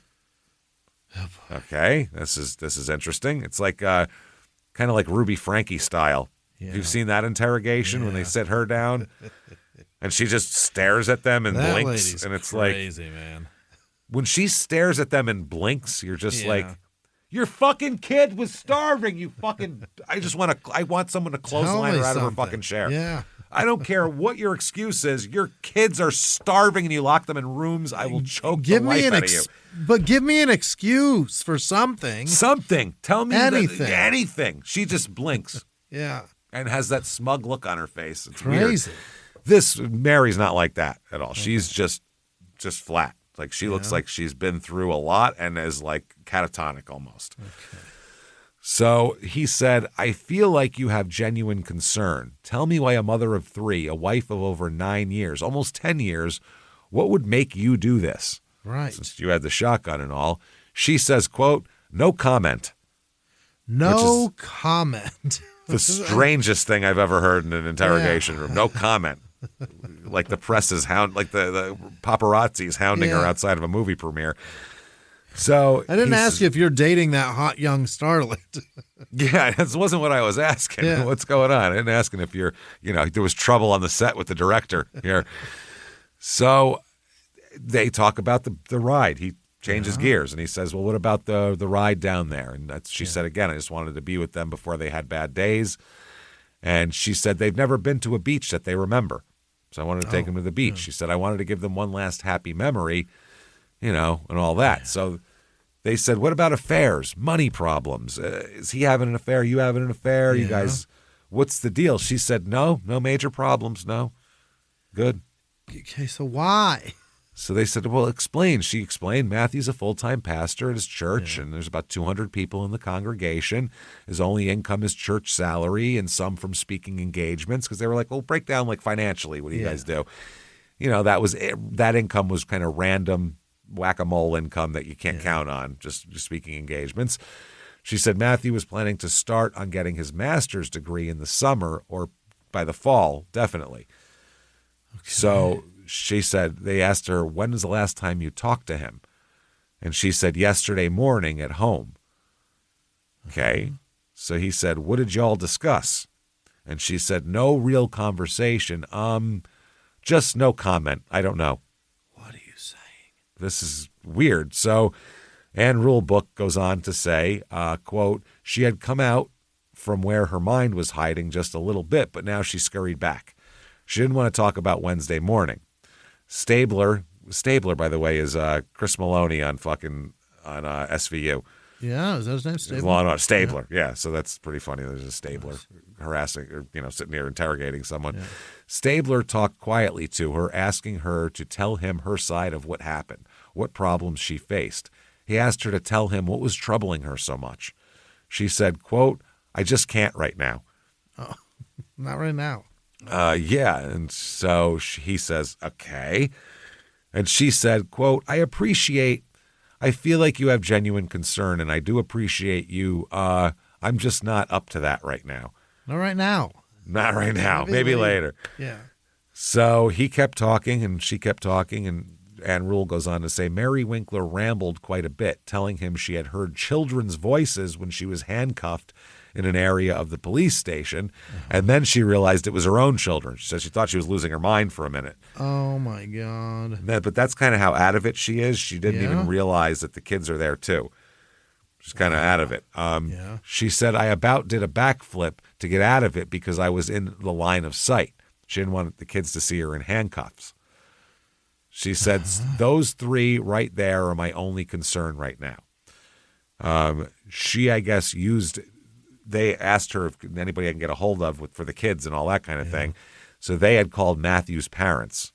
So she said, Nana and Papa are going to come get them and all that kind of thing. They're on the way. So she felt like she could relax when they arrived because she knew that her mother-in-law would take good care of the kids. So she said at that point she could take a breath and relax. She was in this interrogation room and didn't know where her kids were before that. They were in some other room and she didn't know what was going on. So, which would worry any parent, obviously. Yeah. So Stabler then asked her if she would you tell me what happened? Just tell me what happened. Whisper, anything. Tell me something. Yeah. And so he said, I haven't been told really anything myself. I don't know. I've talked with the girls a little bit. Okay. And they told me what they've seen and heard. And she said, right. And he said, I need you to fill in those gaps a little bit. All three know to an extent what's taken place. I don't think the 1-year-old knows anything, by the way. Yeah. The 1-year-old doesn't know how not to shit in its pants. So I doubt that it knows. Probably not going to give you much info. Yeah, I wouldn't think so. So Mary, all three know to an extent what's taken place. She then said, what did you ask me? Which is a weird question. Yeah. He said, to tell me what happened. Right. That's why we're sitting here, remember? Right. Yeah. And again, she said she wasn't ready to do that yet. Right. So then they went and talked to her kids about the events of the past and anything like that. As that happened, when they're talking about it, she listened. And then when she finally spoke, she talked, this is from Anne Rule's book, she talked not of her own complicity, but of her concern for Matthew and what the newspapers might say about him. Okay. She's concerned with the press spin on him. What are they going to say about him? Well, she said, quote, no matter what, in the end, I don't want him smeared. That's what she said. Boy. They're sitting there going, we're trying to smear you at this point. Yeah. You're the one who we found with a shotgun, so you're the one we're interested in. He is smeared all over the bedroom. Yeah, you've smeared blood everywhere. Yeah. So Mary Winkler talked in circles, Anne Rule says, saying she didn't know what words to use to explain what happened. It's a weird way. I don't know what words to use. How about you draw us a picture? Yeah. Something. Stick figures. She said, sometimes I think something might have happened and then there's no way. So he says, did he hurt you? Mm-hmm. Let's go to that. That'll make it easier. Is there a reason maybe why you did this? And she said, quote, not physically. Is her answer. So then Stabler asked Mary if she knew her husband's condition at the present time, and she said she didn't. But at one point she asked, has there been a funeral yet? Oh. Which it's the next day, so it's obviously there hasn't been a funeral yet. Right. She's not with it her mind is somewhere else at this moment in time. So they said, was he alive when you left the house, or do you know for sure? And she said, I don't know. So they said, okay, Mary, why did you shoot him? Silence. Yes. Mm-hmm. They said, had you planned ahead of time to shoot him, or did it happen just in the spur of the moment? And then finally she says, quote, not planned. Okay. That's all she'll give out at that moment. Not planned. She said she had never shot that gun before. Oh. It was Matthew's like bird hunting gun or some shit. Yeah. So she kept denying that she had shot Matthew at that point, but then she would go back in her mind to the time when she was driving away from Selmer the night before and just start talking about something else. Wow. She said, quote, driving down the road, something would go in my head, and I thought there was no way what had just happened. And then I hadn't really seen anything or heard anything. I've used my name everywhere I went, and this was just my last time to be with them, and we were just going to have some fun. I just wanted to be with them before they had bad days. Okay? Then she said, I just don't want to talk about Matthew because I don't want to smear him no matter what. She goes back to that. So they said, the shotgun, where was it? Did you load it?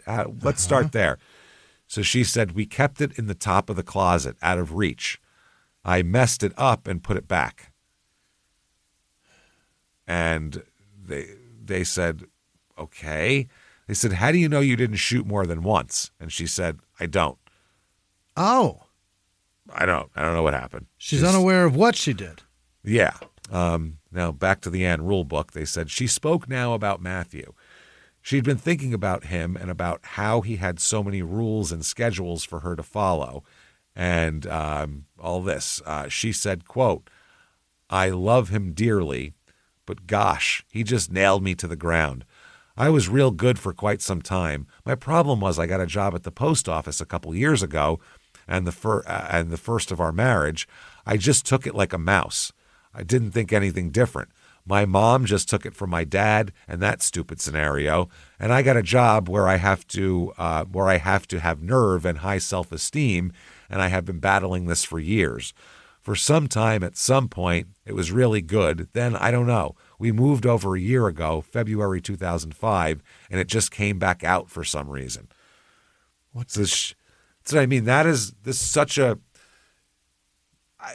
I believe everything she said there because the way it came out. It's not planned. Yeah. That is literally as the thoughts entered her brain, they fell out of her mouth. Yeah. Didn't think any different. My mom took it from my dad and that whole stupid scenario. And I got a job where I have to have this nerve and high self-esteem. She's just emptying whatever's up there. Right. There's no like narrative. You know what I'm saying? There's no like narrative sheen to it. There's no reason linear. She's not talking about anything either. No, she's just saying things because I think she's not in a good state of mind. So the Stabler said he would knock your self-esteem down, and she said, "No, just chewing, whatever." And that's the problem. It's little things. So I mean, just that's what she was thinking about at that moment is the time that he yelled at her for chewing weird or something. Okay.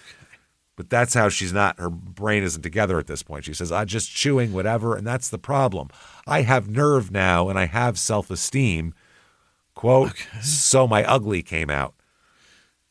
Okay, so ugly came out. Yeah, so he said, don't chew like that, and she shot him? Not that day, but that's the type of, I think that's what she was saying, because they said he would knock your self-esteem down, not that day. Yeah. And she said, no, just chewing whatever. And that's the problem. So she's saying it's not that. No, it was just all the time. It was just this big macro thing of her, feeling that. So that's about all she says. My ugly came out's about the last thing she says. Okay. And then she's arrested for first-degree murder. Yeah, my ugly came out. Okay. My ugly came out. Yeah. Wow. So she waives her right to the extradition hearing and is extradited back to Tennessee. The girls are placed with Matthew's parents, Dan and Diane, and they're going to be there for the next couple of years. They're going to stay with them. Oh, my God. So there's further investigation. Now we're back in Tennessee, so now we actually have the cops who have been investigating this talking to her. This is Agent John Mayer from the Tennessee Bureau of Investigation. He's the lead investigator on the case for the TBI. Yep. He interviews Mary again in Tennessee. Now, she gives a little bit different statement. She said, quote, I gotten a call from the bank and we were having troubles. Mostly my fault, bad bookkeeping. He was upset with me about that. Okay. She said he had really been on me lately, criticizing me for things, the way I walk, the way I eat, everything. It was just building up to a point. I was tired of it. I guess I got to a point and snapped. And then Oxygen was like, hold on, let me write that down. That's a nice title. We're going to put a show on for the next 40 years where it's just about women killing people. Okay. So she said, I don't remember getting the gun. The next thing I heard was a loud boom. Matthew was shot in the back as he lay in bed. He rolled from the bed onto the floor. He asked me, his last words were, why? Right. And she said, I said, I'm sorry, I love you. Okay. And then he died. Answer. Yeah. I got no answer. He said, why? And she said, I'm sorry, I love you. Wow. She said she even wiped blood away from his mouth. Really? She felt bad. Yeah. Then she just took the girls and left and drove away. And went to have a happy day.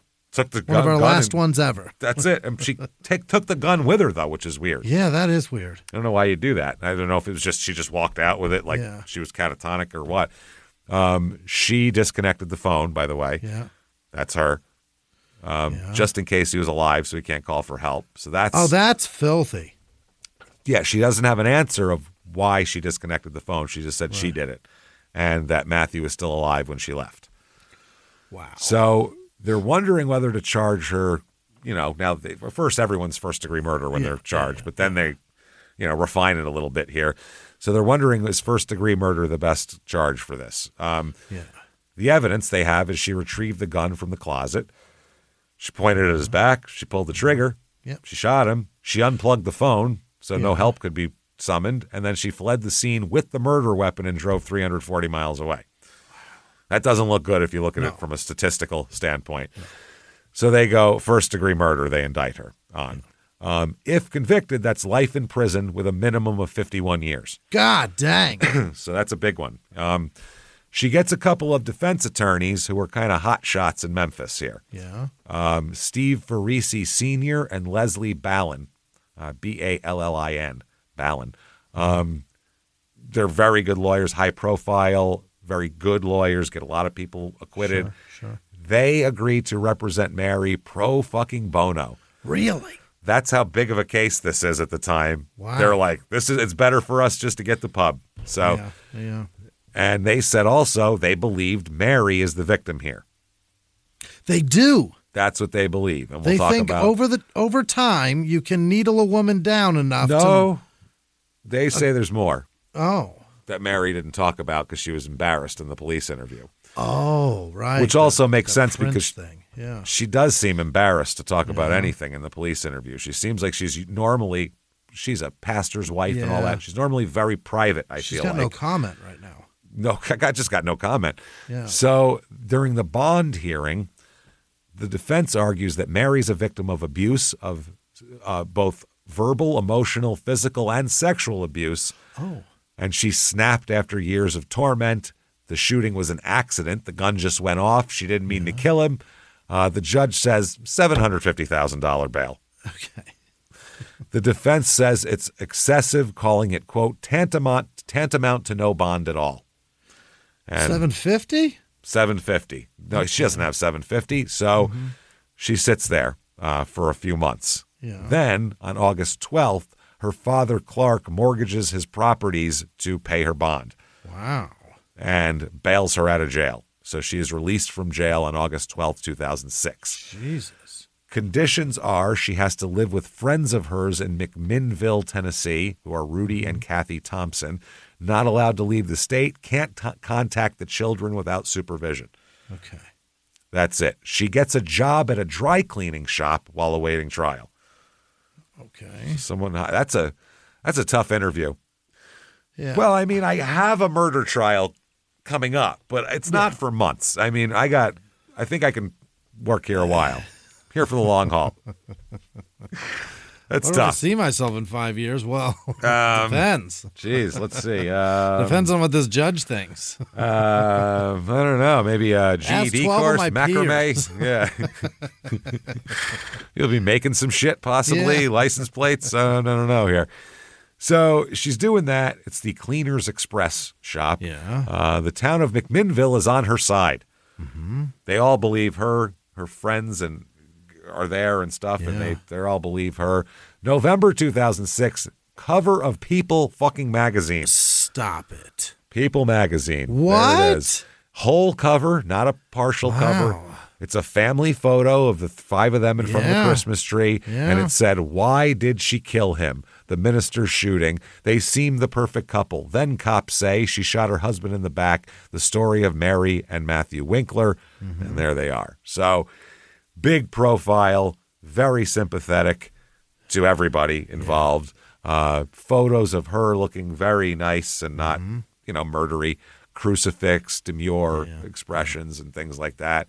Her father and siblings give interviews as well. Oh. And this is where they're trying to really turn public sentiment to her side. Her father, Clark, says, quote, "Physical, mental, verbal abuse. I don't know how she took it. She's a stronger individual than I am." Mary's sister, Tabitha, said, "I don't remember hearing her laugh. She was not a happy person." Okay. Another sister, Amanda, said, "I saw a bruise on Mary. I didn't say anything because I didn't know how to. If I was to say who gave that to you, that would make her mad, then I wouldn't see her again." Oh, so they're saying that he sucked all the joy out of her. He sucked She the was joy out of scared. her, and they saw bruises and things like Yeah. that, and she was scared. So that's that says like a campaign of Sure, yeah. of abuse, Concerted and effort of, to, and break of her really down. holding someone hostage almost, So her defense attorney, Leslie Ballin, said, "What went on behind their closed doors is going to have to be told. Some of what we've got from the state of Tennessee touches on sexual abuse." Good Morning America. Mary's family appears on Good Morning America. So they got out in front of this. The People magazine article is based from her point of view. Sure. Good Morning America, appearance is Mary's family. Yeah. So it's interesting. Now, they go further on Good Morning America. Mary's family appears there, and Clark Freeman says he saw bad bruises on her and the heaviest of makeup covering facial bruises. Oh. Friend Rudy Thompson, who she was staying with in McMinnville, said that she saw Mary with a black eye at church one Sunday. Another friend, Amy Redmond, said he was an authority figure and he made the decisions, basically. It was obvious.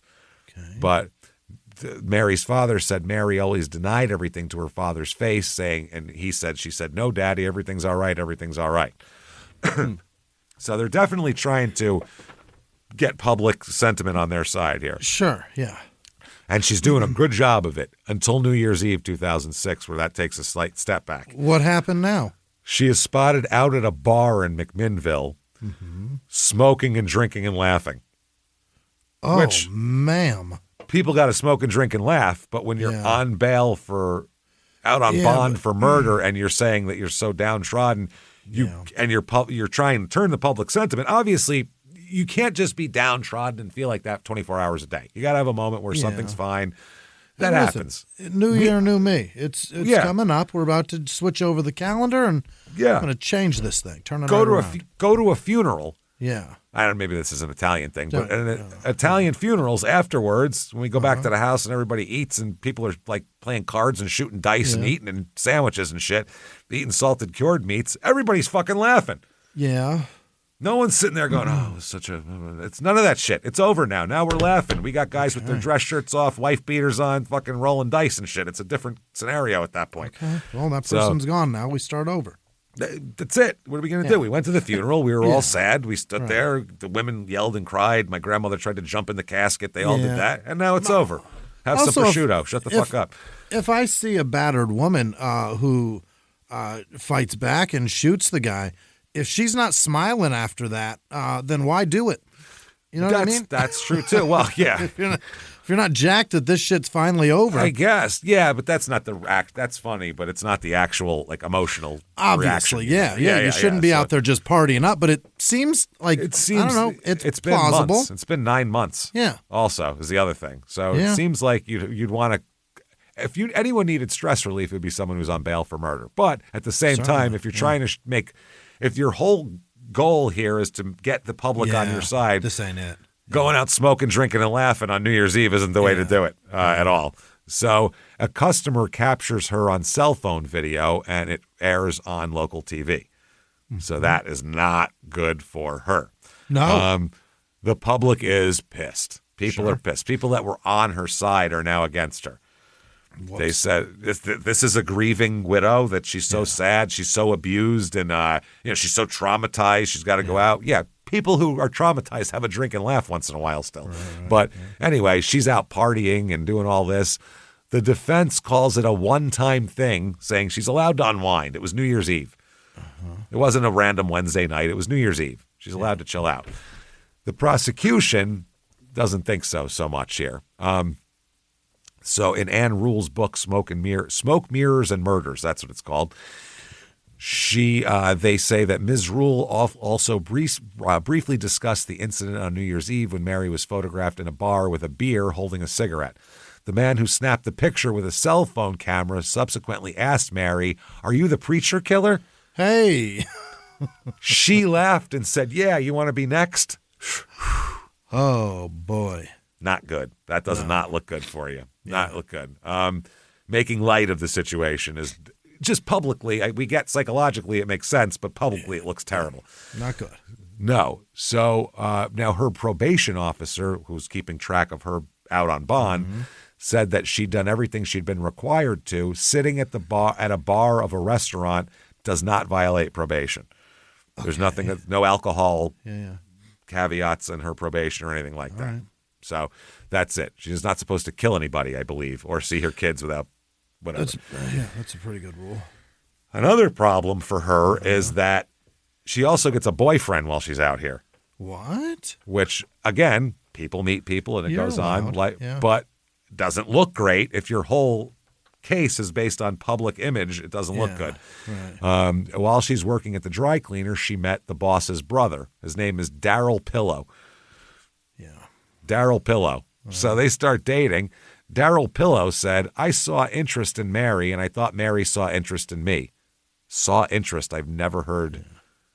Have you ever heard it put like that when someone met somebody? No. Expressed. I have never seen saw interest. Yeah. I was attracted to Mary. I mean, we do have a lot in common. We laugh. We got the same hobbies. It felt very normal. Felt like it was meant to be. He said, the first time that we sat on the couch and I hugged her, she said, "Oh, I've missed this." And that's what she needed. She needed somebody to hold her and hug her. Yeah. So on weekends, while Mary was in the mental health facility later on, we'll talk about here, they get closer and talked about marriage. And Daryl said, "We kind of joked around about it, but it wasn't nothing serious. It's not like we set a date or anything. Maybe years down the road may happen. I don't know, but the option's there." Yeah. Now, here is Mary talking about the abuse, okay? Oh, boy. At different times. She said, "He threatened me with the shotgun many times, putting it in my face. He told me if I ever talked back to him that he would cut me into a million pieces." Yeah. So she said that he just flailed. He just flailed. He's a big guy, and he was just all over. He'd point his finger inches away from my nose. Whatever he was upset about, it was my fault. He said she said he kicked her out of bed, punched her in the face, choked her, pushed her, and constantly criticized her as well. Wow. He said, quote, "If I was fat, my hair wasn't right, the girls, if something went wrong, it was my fault. If it rained, it was my fault. I didn't know when it was coming ever." She said weight, hair, long or short, family, friends, keeping up the house, something about the girls, just very, very critical. She also said that she said that he isolated her as well, saying, quote, "He just sat me down and told me I was his wife and we were family now." And she also said that she needed his permission to get a haircut. Oh. Come on, dude. Get a haircut? Get a haircut. Some guys are real weird about their wife's hair, and I don't understand why. Who gives a shit? Really? I don't fucking care what you do to your head. Who cares? They're weird about it? You act like, yes, you know that. There's tons of guys who are weird about their... But guys, like... I mean, I can understand being weird about, like, being attracted to something, but then you're in a relationship with someone and you tell them not to fuck with their hair? Yeah, that's very common for controlling. We've maybe mentioned that a good 40 times over the course of the show. Yeah, but I don't understand it still. If you're in the No, relationship already, I don't get it. I know what's it the fucking exists. difference? I don't get it either. I'll never understand that. If you're I don't get nuclear fission either, but I know it happens. Yeah, like if you're already in a relationship with somebody, they've got they're gonna fucking change. You're gonna be upset when they fucking age too. Yeah, well, he wants her to get the haircut he wants her to get. Yeah, which is. Does he have a choice in it? Who fucking knows what weird? That's fun. Whatever Eve had. You know what I mean? Like that's the point. It's like what is the biblical choice that somebody would want? I don't know. Long hair they want on women for the most part. Those guys. There's also the fucking shoulder length bubble flip thing that is very common. Yeah. So who knows? So just plain, I guess, is the answer. Plain, I think is nothing that attracts attention, or colors or any of that shit. Yeah. So Mary says also she asked for a divorce 6 or 7 years into the marriage. She said that he asked, do you want a divorce? And she said yes. And he said, well, we can't get a divorce, so that's not happening. I'm the preacher. I can't get divorced. That'll fuck everything up. Yeah, that looks bad. Then there's the sex stuff. Okay. Oh. Oh, here we go. Now we get to know more. Oh, man. So she says that he forced her to wear outfits and shit in the bedroom. Yeah. Okay. Platform heels, big white platform heels, like stripper shoes, big white ones. 8-inch tall, by the way, the heels are. Oh, it's got to be a specific length, the highest ones. An afro wig. Yeah. So basically, like he wants to fuck Foxy Brown is what he's trying to do. Like he's like, Pam Grier in 1977, if you could make yourself that'd be excellent. He saw Beyonce in Austin Powers. Yeah. She was being Foxy Brown. Yeah. So, right. Yeah. So that's interesting. So she claims that he wanted her to watch pornography with him as well. Yeah. And forced her to engage in oral and anal sex. Well, the oral you should be engaging in. That's fucking easy. Yeah. You're married. Put your mouth on it. But if you don't want any in the butt, completely understandable. Understood. Everybody should be licking each other, but in the butt that's to each his own. Yeah. You know what though? I think if you need it in her ass, then you should be open to it in yours too. There you go. If she likes it, if she likes it, great. Needs it, yeah. But throw it on in there. But if you're forcing it in there, that's crazy. It's a different story. Yeah. So anyway, that's she called them unnatural acts. Oh. Which don't call oral sex in marriage an unnatural act. Are you joking? Get the fuck out of here. That's crazy. I'm sorry, Mayor Bear, but yeah. That's third base. Yeah. You're right. Yeah.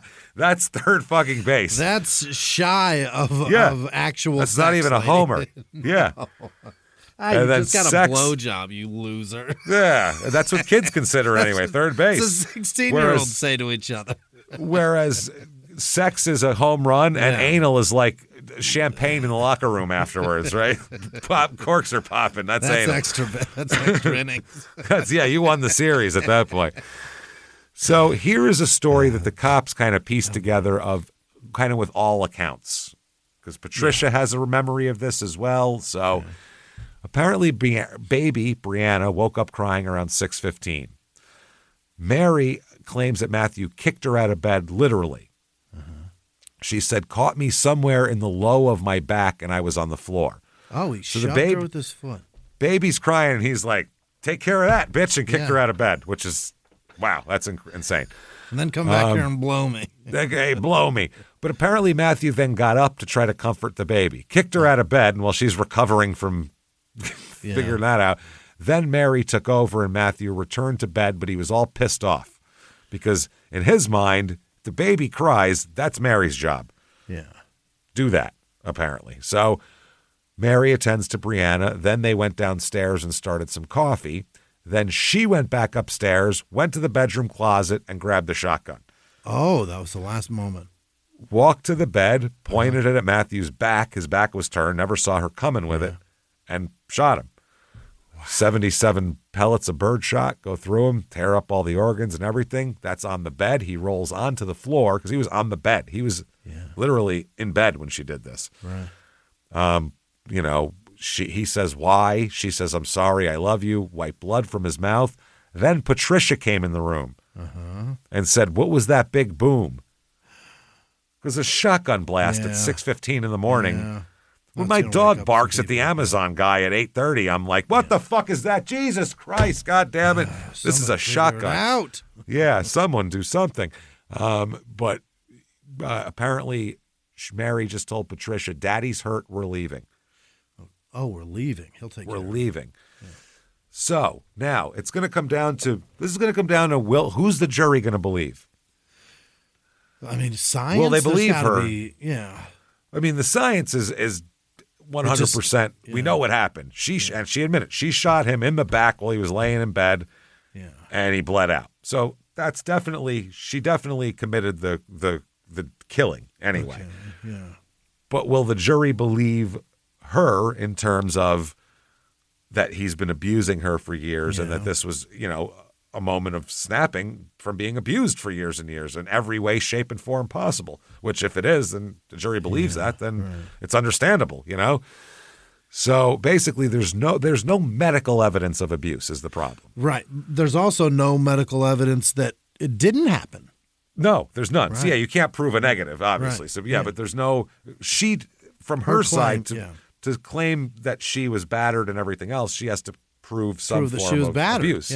Yeah. So there's no medical abuse. There's no police reports. Never a hospital visit. None of that, which obviously there's tons of abuse that goes on that does not get reported. And especially if you're in a position like a pastor and a pastor's wife, then your whole income is gone. That's almost like if you're a quarterback's wife.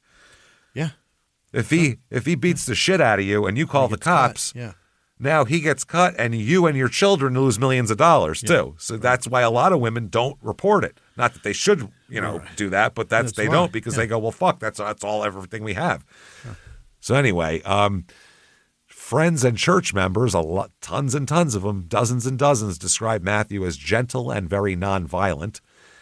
And even 9-year-old daughter Patricia will testify and has talked to the police and said she never saw her father mistreat her mother. Uh-oh. At all. No pushing, no yelling, no anything. Which is tough. But she took it out of the kids' arms. And a lot of people do that. They don't do it in front of the kids. There's a lot of people that do it in front of nobody. That's what I mean, which is even scarier because that means they can control it and then direct it at the times they think they can get away with it. Yeah. Also That's know diabolical. the wrongness of it. If you're not doing it in front of anybody, you have shame about it. Absolutely. It's fucking diabolical. Yeah. So April 9th, 2007 is the trial. Okay. This is a trial with the jury is 10 women and 2 men. Oh. And they did exactly what the defense wanted, as many women on the jury as possible, because 1 or 2 of them may have gone through this or even known someone who went through it, or their mother went through it, or their sister, or some chick they knew in college. Every woman has heard many stories of this, whether it's personal or a friend or family member. So, and they know that. And that's smart. If you're a defense, that's what you're trying to do. So they asked potential jurors these questions. Can emotional abuse be as damaging as physical abuse, in your opinion? They get an idea where these jurors stood. Have you ever talked to someone who didn't listen? Which is a weird, interesting question. Have you ever wondered why someone would stay in an abusive relationship? Is another question. So that's what they asked. Here is more about the jury from the Ann Rule book here. The jurors chosen were a fair representation of the citizens of McNairy County. They would be sequestered, although after so much publicity, it seemed a little like locking the barn door after the horses ran away. They already have heard everything from everybody. They read People magazine and watched Good Morning America, for Christ's sake. One potential juror was excused quickly when she said that the Winklers had been her neighbors and that Matthew had once threatened to kill her dog if it came in her yard again. Right. They got that guy. Wow, that's funny. So that's a dismissal. So the defense attorney submitted a list of 44 potential witnesses, while the DA only listed 13 witnesses. Mm-hmm. And a lot of them are the police that found her, the cops that arrested her, the medical examiner, the child, all of that. So the woman on trial scarcely resembled the image of Mary Winkler at her arraignment 13 months earlier. Then she had seemed a timid child. Now she held her head up, carried a briefcase, and often strode into court ahead of Farisi and Ballin. She had dozens of hours of therapy, received many, many letters of support from around the county. She was bolstered by her attorneys. So now she's confident. Yeah. Walking in head up here. So now we'll talk about this, a couple of things in the trial here. During the opening, the prosecution opening, Walt Freeland is the prosecutor, characterized Mary as a cold-blooded woman who had intentionally shot her husband in the back as he lay in bed early in the morning. He said she had deliberately unplugged the cord from their phone so that Matthew could not call for help after she left. He noted the financial catastrophe that was about to descend on the Winklers because Mary had been carrying out a check-kiting scheme since November 2005, depositing phony checks in several bank accounts. Wow. He said the house of cards that she set up was falling down. The defense will not produce any evidence of any good reason Matthew Winkler was murdered by Mary Winkler because there is no good reason. Right. Okay. The defense, Steve Farisi's opening, called the marriage a living hell behind closed doors. Oh. He told jurors that Matthew's demands made Mary tiptoe on eggshells, and even then, everything she did seemed to displease him. The lawyer said he would destroy objects that she loved. He would isolate her from her family and he would abuse her. He would tell her that she couldn't eat lunch because she was too fat. Not only did she have to be perfect, her children had to be perfect too. So this is from The Pastor's Wife by Diane Fanning about the courtroom atmosphere on the first day. Yeah. They say the gallery was packed with reporters from as far away as Japan and England. Oh. Imagine you're from Japan and you go to Selmer, Tennessee. You're like, where the fuck is this? Interesting. Cameras flashed the moment Mary Winkler entered wearing a simple white blouse and black slacks, her hair pulled back in a ponytail. She looked more like a Sunday school teacher than a woman accused of murdering her preacher husband, which is exactly what they want her to look like. Right. Yeah, that's what you're going for. Now, the prosecution's case is this. Shotgun. 12 gauge, pump action 12 gauge. Mary had to rack it to load it. Okay. So you couldn't have just pulled it. You couldn't have just got boomed by accident. Yeah. Got to rack it. That's a deliberate action. 77 pellets of bird shots, broke his spine, destroyed his organs. He bled out slowly. Yeah. They're putting that. He unplugged phone from the wall jack so he couldn't call for help. Sure. Mary drove 340 miles, taking the murder weapon. Oh. Paid with cash everywhere and made no phone calls. Clearly trying to hide. Yeah. They said the money, Nigerian scam, $5,000 overdrawn, banks wanting answers on March 22nd. Matthew shot just hours before they were supposed to go to the banks and have to put all this on the table. Wow. This is from Walt Freeland's opening here. The defendant put a 12-gauge shotgun to the back of a sleeping man, her husband, the father of her children, and pulled the trigger. Then she fled the state with those little girls while he bled to death on the bedroom floor. That, ladies and gentlemen, is not self-defense. That is first-degree murder. You bet. The defense say, no, battered woman who snapped. That's it. They said it's self-defense. At the most, it's manslaughter, but it sure as fuck isn't first-degree murder. Yeah. Mary lived in fear, isolation, sexual abuse, criticism, physical abuse. She tried to leave, but Matthew wouldn't let her, saying divorce was not allowed, and she was trapped. They say Matthew kicked her out of bed. She went to check on the baby. Matthew then tried to suffocate the baby by covering her mouth and nose to stop her from crying. That's what the defense is claiming. She said that they say Mary was terrified that he was going to kill the baby. Yeah. So she took the baby, then retrieved the shotgun, not to kill him, to, quote, force him to talk through their problems. Okay. Let's talk about our issues. Chat. Let's talk, sweetie. Oh, okay. She said, though, the gun went off accidentally, and she panicked and fled. Total. In the midst of wanting to talk seriously, it went off. It went off. Just out of nowhere. Racking it, yeah. Yep. They said Mary Winkler did not wake up on March 22nd, 2006 and decide to kill the man she loved. She woke up, and for one tragic moment, she could not take one more day of the abuse, the humiliation, and the terror. Mm-hmm. All right. Witnesses here. We got bank tellers testifying about the fraudulent checks from Mary, all signed by Mary, which she signs most of the checks, so that would even if Matthew knew about it, because part of the defense is that Matthew knew about all of this stuff and was just involved in everything as she was, in check kiting and all that kind of shit. They talk about the overdrawn account, the phone calls demanding that we've called her so many times to say you two have to come in. They get church members who testify Matthew was a good man and a good father and a good husband, never violent, never angry, never abusive. Mm-hmm. Again, they wouldn't know that from where they are, but still. They bring in Patricia, age 9. Yeah. And they said, was your father a good father? And she says, yes, sir. Did he ever hurt your mother? No, sir.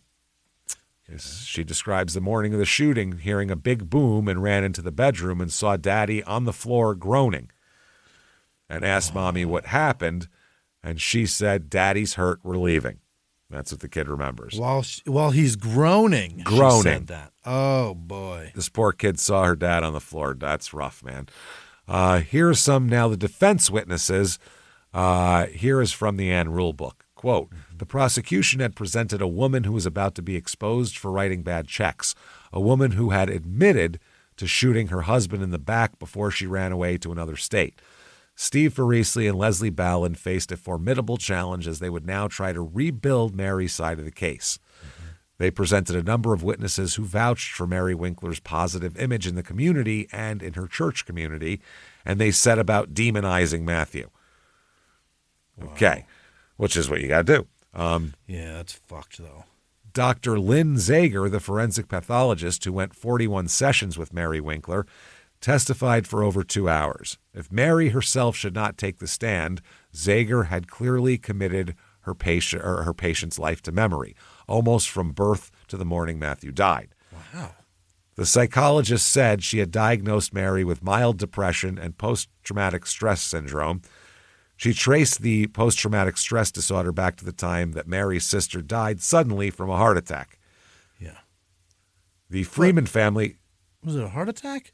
No, it was the drowning, but I don't know why they put it like that, but that's fine. Yeah, that's what she said in the book, and who knows, because we didn't know if she had MS or MD or this. Nobody ever knew what the hell, or palsy. We had no idea. So she said the Freeman family had no counseling at that time. Dr. Zager felt Mary had carried the emotional burden ever after. Okay, that's fair. We've all had childhood traumas and tragedies and seen bad things. And although Matthew had controlled Mary, she tried to excuse his actions to Dr. Zager, they also said. So she was trying to make excuses for him. Yeah. She often said that Matthew helped her to be better. He helped her to improve herself. He was concerned about her improving herself. This is what she said on the stand. Mm-hmm. Dr. Zager presented Mary Winkler as most vulnerable for domestic violence, a woman already psychologically damaged who'd been subjected to a decade of emotionally abusive treatment by her minister husband. The defense had come up with their scenario of Matthew's murder, and now they padded out that skeletal structure with more and more witnesses. Sure. A Tennessee highway patrolman testified to his contact with Matthew in McMinnville when he'd visited his terminally ill grandfather, who was a neighbor of the Winklers. The trooper said Matthew had walked across the street and shouted about a dog that was keeping him awake. Right. A different dog now. Oh, he hates dogs. He fucking hates, which I don't trust him right there. Especially a barking ass dog. He cannot take it. Well, this is a small barking dog that was keeping him awake. That's why I know it's a different dog, because a Rottweiler will never be called a small dog. Never be considered a small barking dog. So the patrolman said he'd heard about the minister's reputation as a bully and that the neighborhood had nicknamed him, quote, the Tasmanian Devil. Is that right? Apparently he comes out swinging. Blah, blah, blah, blah. He's crazy. Yeah. Matthew's parents and siblings watched the proceedings. His brother Dan looked startlingly like Matthew, so much so that it was almost as if the victim himself was in the courtroom. All three of Winkler's sons, Jacob, Matthew, and Daniel, were large men who had once been athletes. Diane Winkler, Mary's mother-in-law, was extremely poised, attractive, and beautifully dressed. She must have been a daunting example for Mary to emulate during her 10-year marriage. While the Winklers had been somewhat supportive of Mary right after she was arrested, they no longer were. Now they're against her, for sure. Asked about a time in McMinnville when Matthew had allegedly locked Mary out of their home, his father testified that on 2 occasions, Matthew had a bad reaction to medications he'd taken for a toothache and an upset stomach and became disoriented. Oh? That might explain such an occasion, if it had even happened really. Okay. But he said if it was, I'm sure it was one of the times Matthew took medication and had a bad reaction. So the only time he's ever been mean, it was, toothache, Ambisol gone wrong. You know how it goes. So Diane Winkler remembered one of his bizarre reactions to his medications. She said he had a hallucination. He saw a woman with black hair at the end of the hall coming at him with a knife, she testified. What? What drugs are they giving him? That's what I mean.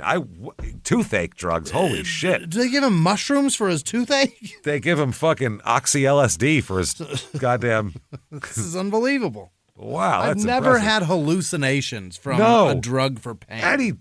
The only thing I've ever had hallucinations on are drugs I took to get hallucinations from, mushrooms and acid. Wow. So anyway, they say that caused a gasp in the courtroom. An hour later, outside the Justice Center, townspeople wondered about the possibility of illegal drugs being involved. By the way, Matthew and his whole no drugs of any kind in his system, not even ibuprofen, just so we know here. They said Mary had suffered a black eye in McMinnville, but she had explained it away at the time, saying she'd been playing with the girls and been accidentally hit, possibly by an elbow. Yeah. TBI criminal investigator Howard Patterson and Phil Hampton, a forensic computer expert, both testified about, quote, certain images retrieved from the Winklers' computers. 263 images had been printed out. Oh. They didn't spell out what the images were, but we find out later they were They were fucking naked women, porn pictures, downloads of porn, some stills, some videos. Oh. But definitely shit that no one thought was on Matthew's goddamn computer, being Mr. Jesus and everything. The earth is 6,000 years old, but in that 6,000 years, we figured out how to make porn and video. So let's get it on, motherfucker. Yeah. We're beaten. Yeah. Back and forth testimony and exhibits went. A church secretary at the Central Church of Christ in McMinnville, who had worked there for 35 years, testified that Matthew had been nice when he first came to her, to the church, but he began to treat others as lower than himself. She said that he soon began to give orders, stepping out of bounds considerably. She told jurors that she had heard him speak to Mary angrily and that he sometimes locked his wife and children in his office for 20 to 30 minutes. Why? What? Get in there, and there you go. You stay in there for tonight. I'll be for the next back 30 for minutes. you in 20 minutes. That All makes no right. sense, okay? The only time I've heard of anybody locking their wife anywhere is Macho Man Savage locking Elizabeth up in dressing rooms during wrestling shows and shit. And he was a fucking psycho with that shit. So anyway, that's what she said. She said when she asked him why, he said it was, quote, to keep them safe. They're at church. Yeah. But They have to be safe, locked man. in an office? Yeah. What's going on out in church, Busy, man? yeah. She also testified that he had made frivolous purchases on church accounts. Oh. Timothy Parrish, a pulpit minister at the McMinnville church, took the stand to say that he felt the Winklers' marriage was not as happy as his own. I mean, they seemed happy, but I always looked and said, we're much happier. Bet I'm happier than them. I bet my wife is better than his wife, and I'm nicer to her than he is. Sometimes Mary seemed happy, but there was other times when she didn't seem very happy, and when seemed like she was trying to cause problems or something. So church secretary said that she had heard Matthew berating Mary, heard harsh words and anger. Yeah. We got family and friends saying black eyes, Yeah. heavy makeup, Mary's cowering and isolated. Clark Freeman, the dad, said, I saw terrible bruises. I confronted her. She denied it. Sure. Psychologist Lynn Zager again says that she suffers from mild depression and post-traumatic stress disorder that started when her sister died when Mary was 13. I was right. I knew Mary was the one who was 13. And got worse from Matthew's abuse. She said it's a snowball effect from that. She said that Mary told her that Matthew was verbally, emotionally, sexually, and physically inappropriate to her at times. Mm-hmm. She also said that Mary accused Matthew of putting his hand over the nose of their 1-year-old daughter to stop her from crying on that morning. And she said that Mary said that Matthew has done this to their 2 other children as well. Oh. I mean, they'll stop crying before they die. Is that the... You better hope. Either way, they're going to stop crying. Is that what you're doing there? That's crazy.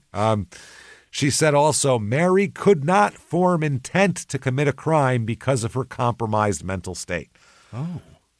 There you go. And then finally, Mary testifies. Yeah.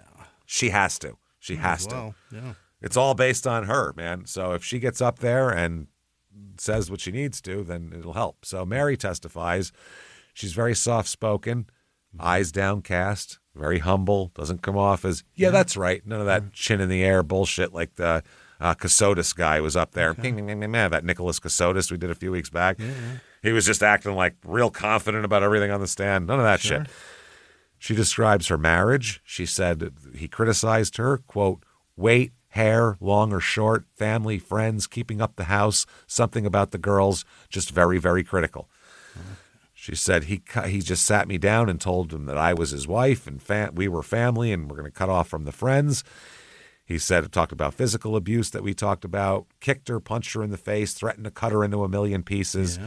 Yeah. She said he threatened me with the shotgun many times, put it in my face. And then she describes the sexual stuff. Here we go. Which in a court in a small town in Tennessee is like salacious. It's a bomb going off. Yeah. Like, if you watch, the Staircase trial? Oh, yeah. Okay, if you watch the Staircase documentary and you see parts of the trial, they convict him almost entirely on the prosecutor freaking the jury out with sexual things. So that is something that's easily done in this part of the country at some point. If you have dealing with very religious people who don't deal with outside of their circle sexual stuff very often, they kind of get freaked out by shit. And anyway, she said Mary describes Matthew forcing her to watch pornography, forcing her to engage in oral and anal sex, called them unnatural acts. Mm-hmm. Then the defense attorney pulls out a bag. Here we go. What's in there? And says, "What's in that sack, Mary?" And gives it to Mary. Mary pulls it out. It is the pair of white platform 8-inch stripper shoes and an Afro wig. She puts them on there. And she put them on? No, she puts them on the thing. Places them. The jury has an audible gasp. Oh my God. There they are. Because she is telling the truth about that. And they said, "Where'd you get that wig, Mary?" And she said, "From Matthew." And they said, why were those shoes bought, Mary? Matthew wanted me to wear them to dress up. And she said, "Dress up for what purpose, Mary?" And she said, "Sex." And the jury was just, hands over their mouths, just horrified. Yeah. One person said, when they brought out the shoe and the wig and put those on the witness stand, there was a gasp in the courtroom. It was just a moment in this case, I think, that everything turned at that point. Okay. So Mary said, he made me do things I didn't want to do. I tried to say no. He'd just do it anyway. They said, did it hurt you? And she said, yes, sir. Mm-hmm. So she said that morning, Matthew started ranting about problems he was having and his personal feelings about the church administration. That's what she says on the stand. Now it's not even about her. It's about work. Yeah. I didn't know what set him off. I was just listening to him. He calmed down. We started the movie. I fell asleep. This is the night before. Mm-hmm. He woke me up. We went to bed. I remember not sleeping well. Brianna woke up crying at 6:15. Matthew kicked me out of bed, caught me somewhere in the low of my back, and I was on the floor. She tended to Brianna. Matthew got angry. Matthew tried to suffocate Brianna, covering her nose and mouth. She said he didn't even want her. He wanted a son, is what she said. Yeah. She said she was terrified, took Brianna away from Matthew. Matthew went back to bed, and she's followed him. She said, I just wanted to talk to Matthew. I just wanted him to stop being so mean. She said, I just wanted to talk to him, though. I went to the bedroom closet and retrieved the shotgun because I wanted to force him to work through our problems. I just wanted him to stop being so mean. I didn't pull the trigger, but something went off. Okay. And she said, I heard a loud boom. She kept saying that. On cross, the prosecutor says, you know that pulling that trigger is what makes it go boom, right? That's what did it, yeah. You've seen that. Yeah. She said, yes, sir. And they said, did you pull the trigger? Mm-hmm. And she said, no, sir. They said, did you intentionally kill your husband? No, sir. Did you love your husband? Yes, sir. I still love him. Oh. Then he points out her discrepancies. He said, well, why'd you tell Alabama police that Matthew never abused you? Which is it? You've told several different people he didn't abuse you and several people he did. So which is it? Yeah. Was he abusive or not? Mary says, I was ashamed. I didn't want anyone to know about Matthew. And they said, did your husband do anything for which he deserved to die? And she said, no, sir. Uh-oh. But she's saying it was an accident. So she can't say it was intentional. Yeah. The abuse part is to get her holding a shotgun. Yeah. And then her claim is she didn't shoot him on purpose. She took the shotgun because that was the only way they were going to have a conversation that she wanted to have. Right. That's what she was claiming. So, and then once she had the shotgun, it just went off accidentally, and then it's an accident. So, in the closing arguments here, the prosecutor said he was brutally, premeditatedly, and intentionally killed, shot in the middle of the back as he slept. He did not deserve to die. Justice demands one verdict, guilty of murder in the first degree. Okay. Defense, both attorneys give a closing. C. Farisi says, unfortunately, Matthew Winkler couldn't practice what he was preaching. His problems were that of a bully. And what bullies do is they pick on people that are smaller than them. If you looked up spousal abuse in the dictionary, you're going to see a picture of Mary Winkler's face looking back at you. Leslie Ballin, I hate when they say look up in the dictionary. I don't know why. It's just so trite. So stupid. Come up with something else. Why do people still say it? It's such a cliche, especially in court. Now, Leslie Ballin says, this is a case about two people who had a tumultuous marriage of some 10 years that ended in tragedy. There are no winners. We're left with the memory of Matthew Winkler. Even though there's been a lot of negative things said about him in this trial, there was a good side to him, too. So they kind of play good cop, bad cop, the two lawyers, which is a nice way to do that. Now, the verdict goes out. There is 8 hours of deliberation. Wow. Which is quite a bit. And then they reach a verdict. They bring her in. Now, there is 4 options, I should say. Guilty of first-degree murder. Sure. Or I'm sorry, because then there would be 8 options. Okay. Or 7 and 7. So anyway, first-degree murder, second-degree murder, guilty, not guilty, and voluntary manslaughter, guilty, not guilty, or just not guilty. So that's a total of 7 outcomes here. Here we go. They find her guilty of voluntary manslaughter. Wow. Not first, not second. Voluntary manslaughter, which means they believed that the gun just went off when she was pointing it at him for this. And they believe all the other stuff. Yep. Under Tennessee law, voluntary manslaughter is a crime of passion, quote, produced by adequate provocation sufficient to lead a reasonable person to act in an irrational manner. Okay. So the defense's reaction to this, they're fucking thrilled. Yeah. This is a high-profile, people from Japan taking pictures of their victory. This is awesome for them. So she's going to get to see the light of day. Oh, we'll talk about it. So Farisi said, we were offered 35 years. Yeah. Then we were offered 20 years. We were offered 15 years. Prosecution wasn't confident at all. No, now we're just looking at 3 to 6 years. My reaction is the verdict was probably just. Ballin said, there's no winners. We're just left with the memory of Matthew. He said that again. So he said, this is a case about two people who had a tumultuous marriage of some 10 years that ended in tragedy. Nothing good about it. This is unbelievable. But also high five because, come on, we just pulled off a magic trick. This is crazy, yeah. Sentencing comes around now.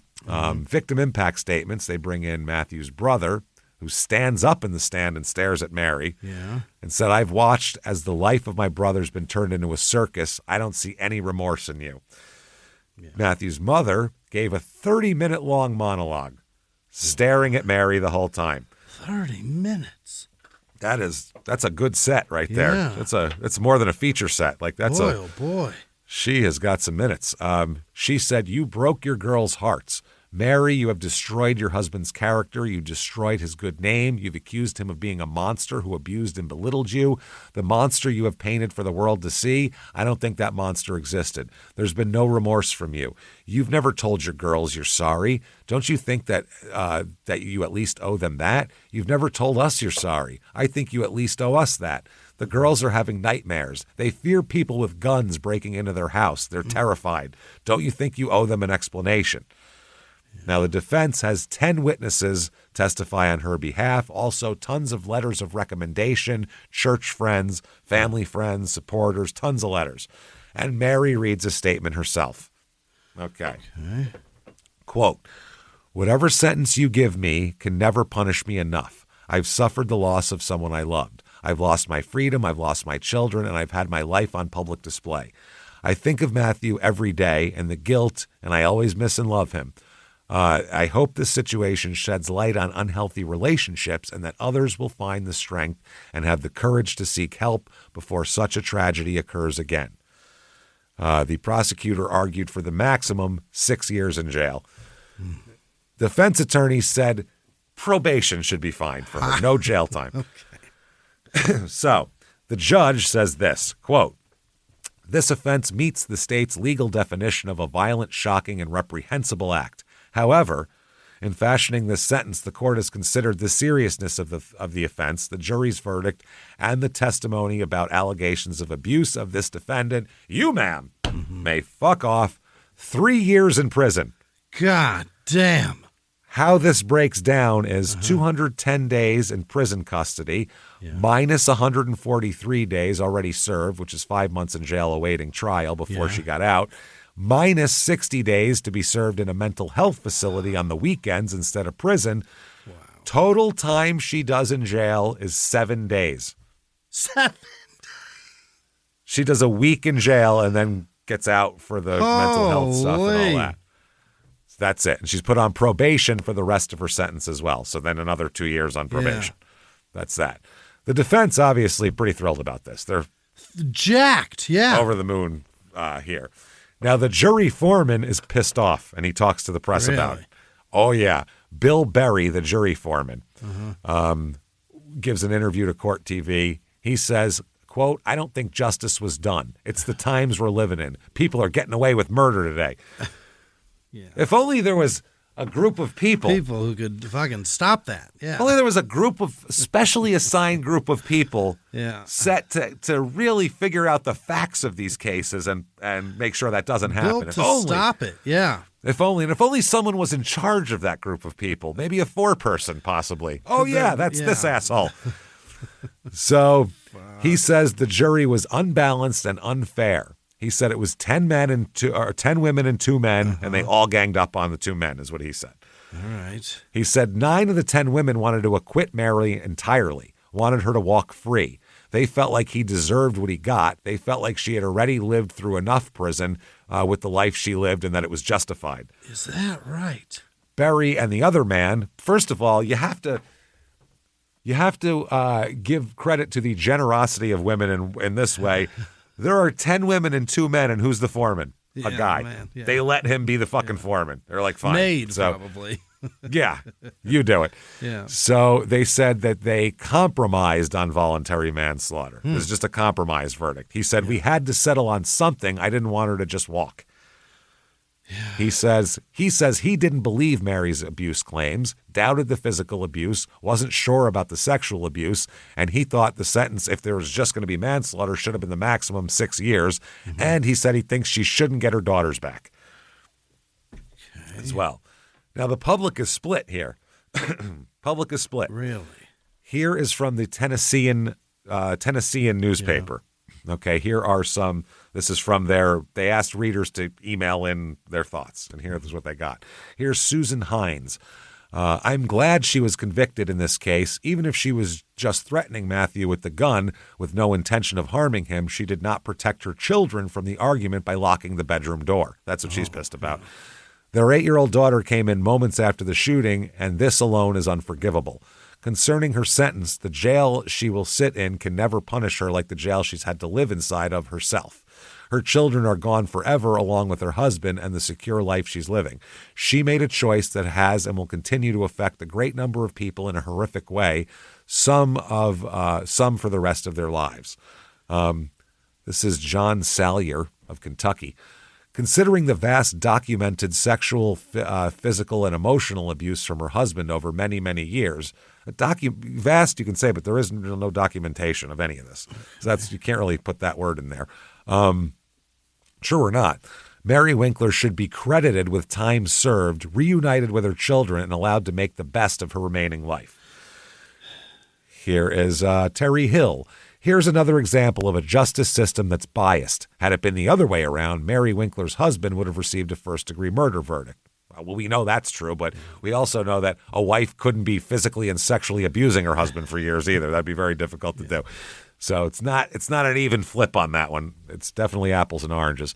But today, all a woman has to do is claim mental, physical, or sexual abuse, and she'll get a lesser conviction and a possible acquittal. Just look at the Scott Peterson trial.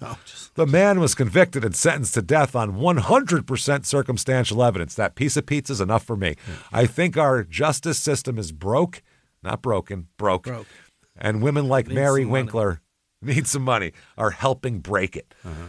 Patricia Lewis of Tennessee. This verdict is just ... It was blatantly obvious. Mary Winkler was a woman who'd been battered emotionally.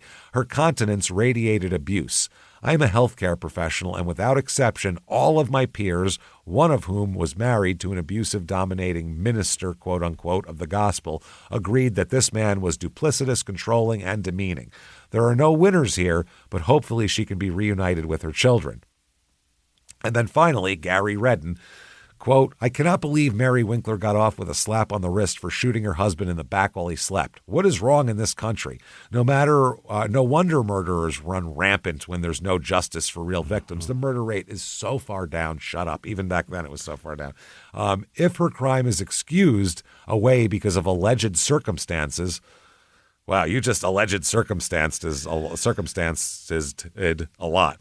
Why isn't Matthew's alleged behavior excused? If the alleged abuse did occur, where's the psychologist to explain away his behavior? Yeah. Okay, that's an interesting devil's advocate type of deal there. August 14th, 2007, Mary is released from... Oh, my God. That is very quick. She returns to McMinnville, goes back to her friends, the Thompsons, and actually goes back to work at the dry cleaning shop. Wow. It's like, well, I had to take a little leave there, sabbatical. Sorry, I was gone for a week. Little murder, jail, mental institution sabbatical. You know how that goes. Oh, boy. She's told by the lawyer she'll go back to work real soon. The community completely welcomes her, supports her 100%. Wow. Everybody is good. By the way, remember her relationship with Daryl Pillow? Right. After Mary was released, she ended things with Daryl Pillow. Oh, she saw him all through the time when she was in jail, though. Yeah. Daryl said, quote, she just said, Daryl, I've got to be single right now. And I said, that's fine. She needs to be focused on her children, and that's where she's at right now. All right, Daryl. At least Daryl seems like a decent guy. Then there's a custody battle. Oh. Since her arrest, her daughters have been living with Dan and Diane Winkler. Oh. And the Winklers want to keep the kids permanently. They don't think that the mother should get the kids back after the mother killed their father. I kind of agree. So there's a file to terminate Mary's parental rights and adopt the girls. Oh. Their argument is Mary killed their father. Yeah. She's unstable. She lied to the girls about what happened. And the girls are fucking terrified of her and all that shit. That's what they say. They also file a $2 million wrongful death lawsuit against Mary as well. Okay. That's the other thing. You can say it's voluntary manslaughter all you want. If it's a wrongful death, which that's what manslaughter is, still wrongful, then you can win money. So Mary fights back, wanting her daughters back. Her argument is she's the victim of abuse. She's undergone mental health treatment. She's completely rehabilitated, and children need their mother. Yes. Which are also strong arguments. Yeah. So the case goes to court in Jackson, Tennessee. Psychologists evaluate Mary, the children, the parents, the situation, the house. The battle drags on for over a fucking year. Wow. In the meantime, September 2007, the month after she gets out of jail, Mary appears on Oprah. What? Oprah, what are you doing? She's on Oprah. The Oprah Winfrey Show, which is her first major interview. This is September 12th, 2007. Yes. I'll read. This is from the Ann Rule book here. Mary hadn't been out of the mental health facility even 4 weeks when a startling announcement came from the Oprah Winfrey Show. As Oprah's new fall season began, Mary was slated to be one of the first week's guests. So she's like a kick off the week, too. That and Sweeps Week are the big ones. So whether Reverend Daniel Winkler and his wife Diane would join the show was a question, but in the end they declined. It was only Mary who met with Oprah, and she was not a live guest on camera, but an image on film as she met privately with Oprah sometime before September 12th, the date the show aired. So she wasn't out in front of the audience. It was here's the interview I did with her, and they show footage of it here. So this was probably one of the oddest interviews Oprah has ever conducted, even though she has questioned thousands of people, from movie stars to criminals. Having been on the set with Oprah when she talked to Diane Downs, who was with us by satellite in 1985, I believe that was the last time I've seen Oprah so bemused by her subject. Mary was in her own world, and she didn't let Oprah in. Diane Downs, convicted of shooting her 3 young children 2 years earlier, denied that she had done so, and her affect was so animated and inappropriately cheerful, she actually enjoyed her moment in the spotlight on Oprah. Mary, that was a weird interview. Her on Oprah's fucking weird, dude. It's so weird. I mean, Diane Downs' interview on everything Diane Downs did was fucking weird. Diane Downs is just very weird. She's out of prison too, isn't she? Oh, I don't remember. I don't remember. Sure as shit hope not. God damn. She killed her kids. There's no excuse for that. Yeah. You can't. They didn't abuse her. You can't say my kids abused me. They put it in my ass. No. So Mary Winkler, having admitted shooting her husband, was certainly not animated and seemed hesitant to speak at all.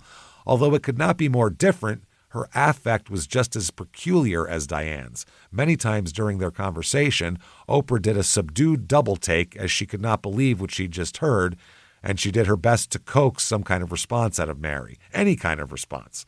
Mary dressed much like she had during the trial, a white cardigan jacket cut like a sweater, cut like the sweater she wore when she testified.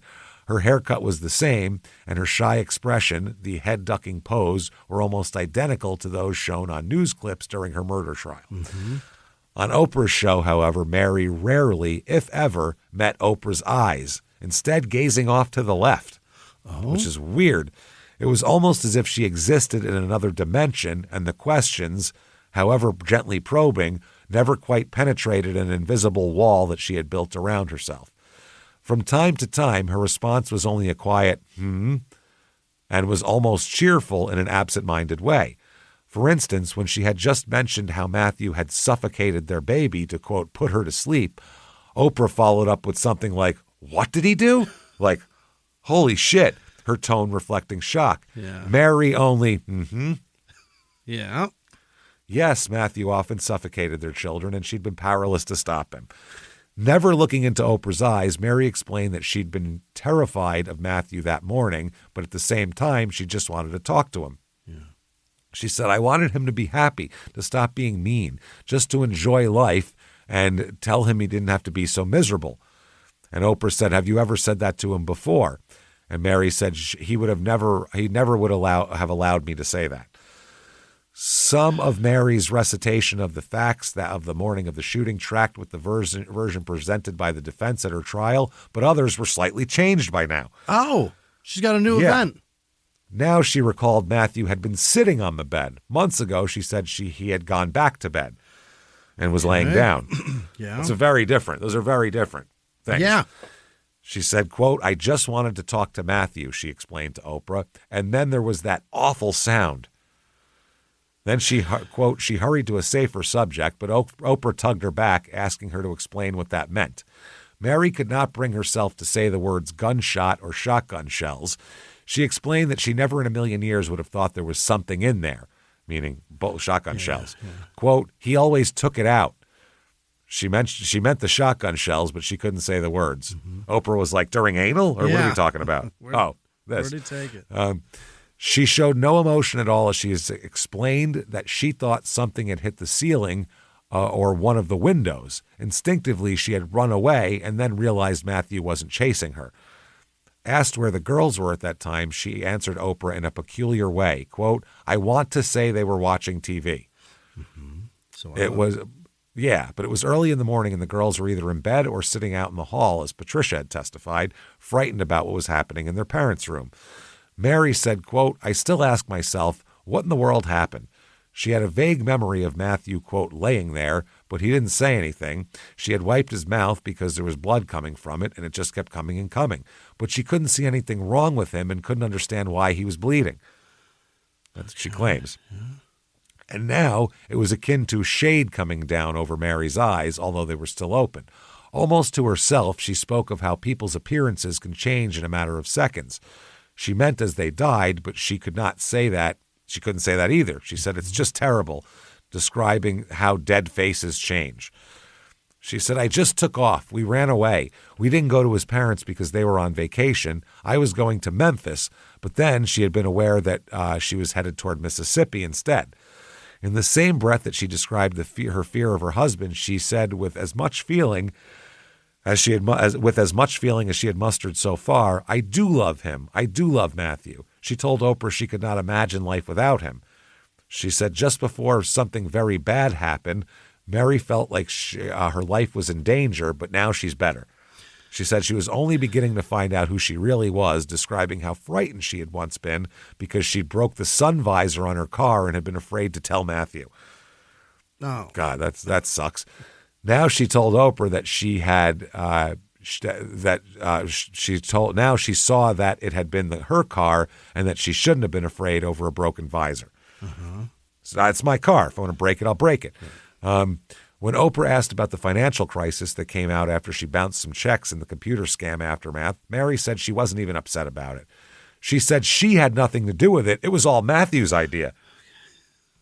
Which in the beginning she said she didn't want him to find out. Right. Now she said it was all his idea. Right. Yeah, she said, yes, she paid the bills and balanced the checkbook, but it was Matthew who participated in the Nigerian bank scam. She told Oprah he wasn't angry with her because it was his doing. She knew virtually nothing about the bank problem, she said. That jarred with almost everything in the courtroom testimony about Mary's frantic efforts to hide the check kiting. There was witnesses talking about her opening other accounts and trying to get ones with him. She's not telling the truth there. And still, she might have been trying to do that for the family, but she can't say she didn't know about it. Yeah, right. She was very well aware. She was at the... She could say, Matthew fucked up and I tried to fix it, but you can't say I didn't know it was happening. That's crazy. And she still seemed unable to explain what she was afraid of the morning Matthew died. Possibly the most painful parts of Oprah's interview with Mary Winkler were the questions about the couple's sex life. During her testimony, Mary had been terribly embarrassed about Matthew's insistence on anal sex, but hadn't been disturbed by references to oral sex. Okay, so she'll throw it out. Yeah, that's fine. Now she included both in her litany of sexual abuse at Matthew's hands. She waffled about whether he had struck her physically. Now she was with Oprah. She wasn't saying he beat me all the time. Yeah. A doubter might say that Mary's excruciatingly long pauses after Oprah's asked a question came about because she was trying to remember what she had said earlier. As Mary on film spoke, her attorneys, Leslie Ballin and Steve Farisi, were live in Oprah's audience.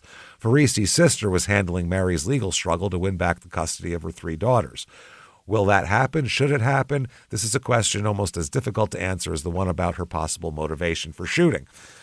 So Oprah said, tell me what you want. Tell me why you wanted to have this conversation today. Why did you want to talk to me? Yeah.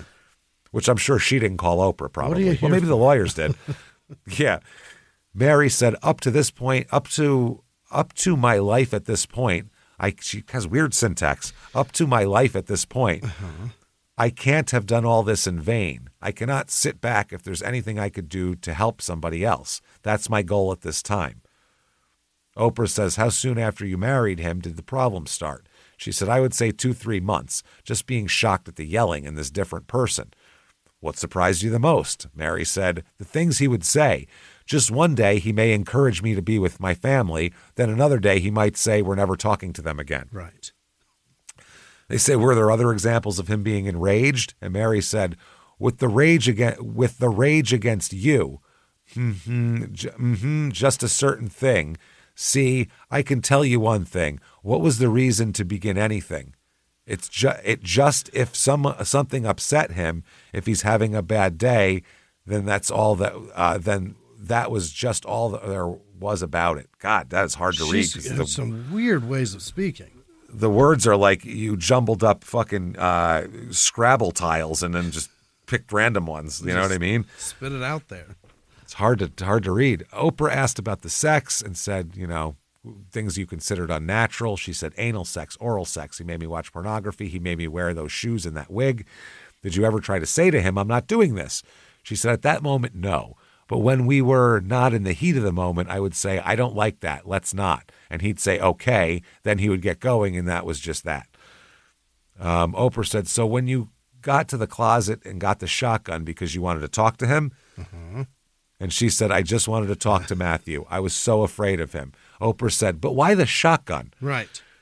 And Mary said, I can't tell you an actual memory of a thought. But today, when I think back, it's just being so afraid. I don't think if it was to intimidate him or just to get his attention.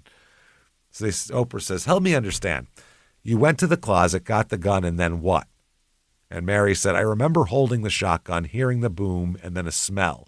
He asked me why, and I just said I was sorry. Do you remember pulling the trigger? No. Oprah says, that doesn't make sense to me. And I imagine it doesn't make sense to you either. Right. And Mary says, I know, rather than, yes, you're right. So it's real weird. They said, wow, why do you think you should have your children back? And Mary says, I'm your mother, or I'm their mother. And Oprah says, you killed their father. And Mary says, I did not want any of this to happen. And Oprah said, do you think you served enough time for this crime? And she said, there's no amount of time I think you can put on something like this. No, I was just ready for them to lock the door and throw away the key. So August 2008, after a prolonged year-long battle over custody, Mary wins full custody of her 3 daughters. Get the fuck out of here. Nope, she picked them up on a Friday in August. There. Wow. Her attorney said she was absolutely overjoyed. The girls will live with her near McMinnville. The Winklers will retain visitation rights. I cannot believe it. Those are some uncomfortable kid exchanges there, boy. Wow. Holy shit. 2010, Mary is diagnosed with MS. She's got multiple sclerosis, which my stepfather has that. It's terrible. She said, I've read everything I can get my hands on, experienced it, and it's just the strangest disease. I don't fully understand it. She sat down and she said, where we rent, the man who bought this property, he bought it for the 8 acres for the field.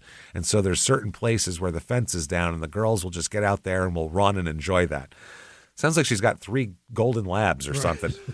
They just run in the field and come back and tires them right out. They just curl up by my feet while I'm on the couch and they're just pass right out. She says that she tried to make life as normal as possible, but she started having trouble with her hands and feet. She said it was such a scary time. At one point, we thought I had a stroke just because the disabilities were on the right side of my body. But upon further testing, because that's not something you go to the emergency room to find out you have MS, but when you have such an exasperation, it came to that point. So they diagnosed her with that. She said, I had just been accepted into nursing school that last fall, and then with the MS, I talked to my physical therapist and my occupational therapist, and the problem, she said nursing would not be an occupation to go into because I'm on my feet so much. And also, they have to lift people, and you got to be strong to be a nurse. That's tough stuff, yeah. So she returned here, and forced to take time to care for herself, she had to give the kids back to the in-laws a little bit. Yeah. She said, when I had the exasperation with my MS, it was a real hard time. The Winklers were wonderful because the girls had gone for a weekend visit, and that turned into 3 months. And so the Winklers were just right there for the girls and took great care of them. She says she's getting used to opening pill bottles and giving herself shots. She said it's a safety thing where you have to actually push 2 things to make it open. Honey, I can't hardly do that with two good hands. She said, my right hand and right foot were just completely disabled. I could not use them. Sometimes with MS, whatever you experience may be permanent. You just don't know. So I was very fortunate that I've been able to come back to full capacity. She said she's also fortunate and thankful for her friends. And she said, I'm doing really good, appreciating all the, blah, blah, blah, blah, blah. She said, whatever reason people have any problem with me, that's fine. Everybody's entitled to their opinion. But these girls are treated for who they are, not because of what their mother's done, but because they themselves are unique. They're three very fine young ladies. Just just the way she puts sentences together has improved so much since then. Think about it in the Oprah interview. Yeah. When you can't even read it because those words don't go in the right order. Is that from the MS? I don't know if this is from that or if this is her. She's mentally more clear now or what it is. Yeah. But so what really happened? Let's figure out what the fuck. Mary, Team Mary says abused, snapped, accident or self-defense, deserves a second chance. The other side, no evidence of abuse, no medical records, police records. She killed him over money, which doesn't make sense because it's not like she got anything. Yeah. That doesn't make sense. The shooting, she racked the shotgun, unplugged the phone, drove away. Yeah.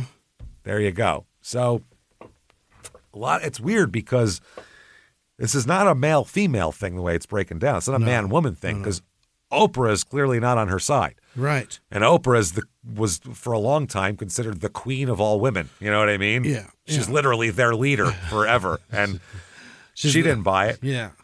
And Anne Rule, Anne Rule does not like her. If you read this fucking book, Anne Rule she's not happy about her. Does not like this Mary at all. But how the fuck do we know? You know what I mean? And also, I hate to say it. Yeah. Because I'm not in this world, and people get pissed off at me for saying this because I'm not in this world, but the image consciousness and the whole thing of being a pastor is such a fucking mind fuck. Yeah. As far as that goes, the image and this and that. And so, I mean, like, I tend to believe when someone says behind closed doors someone's doing shit like this, I tend to believe it. Yeah, how do you say no?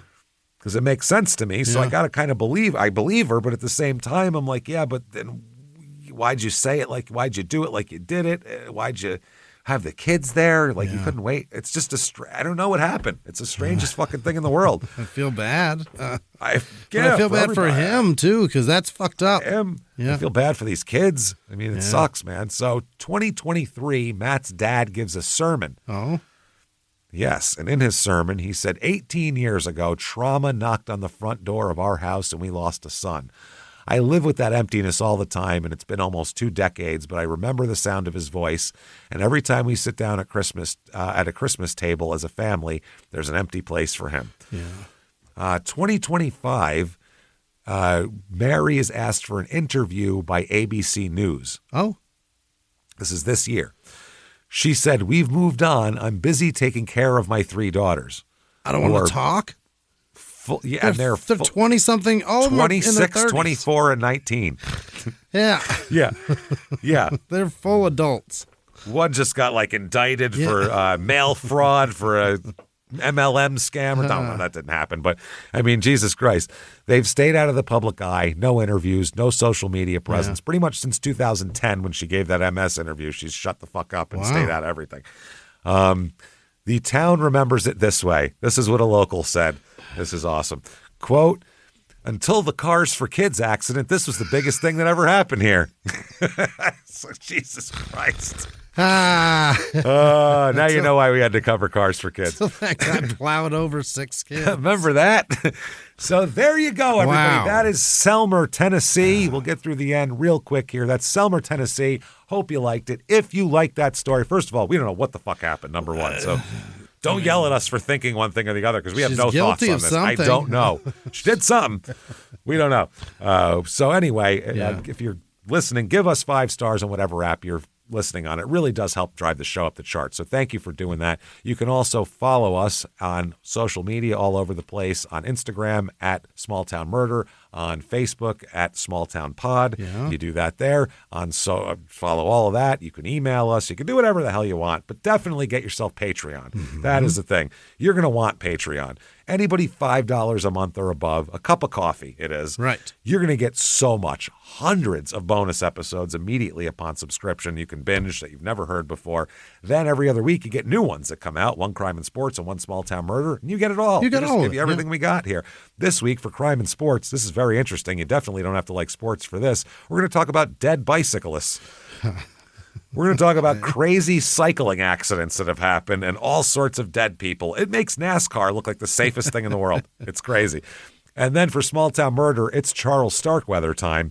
We're going to talk about this guy who went on a killing spree of 11 people and said, no, it was really a 13-year-old girl that forced me to do it. She's tough, man. She's tough. So there you go. Do that. That is patreon.com/crimeinsports. And in addition to all the bonus material that you get, that's worth $5 alone. You're also going to get, on top of all that, you're going to get all the shows we do ad-free as well. Ad-free. And you get a shout-out at the end of the show as well. Jimmy, line them up. Hit me with the names of the people who love us so much but don't mind having their name mispronounced. Hit me with them right now. Lay them down. This is executive producer that's Rochelle Gentner. Hey, Kyle Norweg in the UK. He's going to come to the DC show, James. Wow, see you there. Gary Howard, happy birthday. Gary. Hey, happy birthday, Gary. Alenia, Montroy, Alenia. Don't look at me. Aaron thank you very much. Edsall. Angela Goulart, happy birthday. Katie Houghton, Houghton, happy birthday. They're coming to Philly. Happy birthday. Katie and you her fuckers. husband are from the UK also, I believe. Wow. Yeah, it's amazing. People We'll are talk to you flying English across fucks the when we ocean get to there. come see our dumb shit. That's Wow, fun. thank you. That always blows my mind. Jamie Mutz, maybe Moots, Julie Martinez, Robin Baldaw, Joe Welch lost his mom, and he went to Tortilla Flats, James, and sorry about spread that. her ashes. That's nice. Oh, that's nice. Okay, he was doing it for a positive reason. Stuff. Yeah, Yeah. we'll get there. Yeah. Liz Vasquez, other producers this week. Liz Vasquez, Peyton Meadows, Liz, happy thank hour you. fishing on the Blue Bayou of Oh, Lafitte, shit. Louisiana. Where's Interesting. Lafitte? Lafitte? It's probably Lafitte. Right? Lafitte's, I would assume like the wine, because Lafitte is a French wine, so everything in New Orleans is French. That makes sense. Ryan Bender, Janice Hill, Mima, Teresa Rubino, Pazia Kennedy. She put her name Teresa in quotes. I think Mima is the quotable part. We'll call you Mima if you want. Pazia, Kennedy, Franny McIntyre, Rainbow Preston, Valley Girl, Chris with no last name, Dahlia Grayson, Paleo Jen, Bean with no last name, Corellium Locus, I think that Corellium, I don't know, Lindy, Sounds like a Peterson, Jeff Moore. It's made out of Corellium locus. It's impenetrable. Impenetrable. Adam Hewson, Ariel Marquette, Morgan Casey, Tina Amaya, Susan Walsh, Luke Quigley, Scott VP, Stanley Daly, Crystal with no last name, Tessa Rivers, George Silawash, Teresa Delatorre, Natalie Rich, Jesse with no last name, Dylan Cook, Carl V, Justin Olson, Kyle Stubbs, Sarah Ash, Luna Pazdek, Vanessa Jenkins, Robin Wall, Stacy Hafner, Dale with no last name, Jack with no last name, Peanut Butterfly, 75, Chris Daniel, Tyler Pac-Man, Bates with no last name, Renee Neargarten, oh boy, Alex Smith, Jess Kennedy, Diggy with no last name, Dana Ellison, probably resigned to just listening to podcasts at this point in his life. His leg all broken. Pleasure to have you, Alex. It's been a long time. We barely knew you. Sorry to offend your Mormon sensibilities, but Dana Ellison, Astrid, a.k.a. Sastrid. Love you, James. Evidently, you have to say that back now. There it is. Catherine Nichols, Emily Patterson Kane, Depeche Girl, Elizabeth Hill, Cameron K, Robbie W1RCP, Pitts, I don't know what any of that is. Seth with no last name, Susan Grant, Jessica Williams, Jamie Janway, Alyssa with no last name, Hammer Andronicus, Todd Smith, Justin with no last name, AJ Burke probably, William the Wicked, Jay Tiger, Kristen Grimes, Speedcore Dave, Megan Beasley, Krista Jackson, Speedcore. Not hardcore. That's how fucking badass he is. Krista Jackson, Peter Carmichael, BBQ Beans, Shelly Fain, Anthony Fernandez, Kimberly Strebler, Chris Stevens, Philip Dion, Mitchell. Nope, that's Michelle G. There was also Michelle B. that was in porn. That's probably not the same person. It could be. Brendan. Brendan Kodrowski, Chris Bedard, Vettard. I love it. Charles Meek. Charles Meek said that. Natalie Crespo, Trevor Gordon, Alice Crawford, Eric Fowler, Chris Haas, Morgan O'Shea, Alyssa D, Bad Mofo Inc. James, they are incorporated. It's got a whole company. That's good to know. Danielle for tax purposes, Deadline. Hey. Bread Savoya, John Perry. You can write all that bad motherfucker shit off. Gabriel Stansfield, Don Harmer, Jessica. Marlowe's kid. Jessica Coburn, Chastity, not Chastity. Oh, Chastity Drawdy.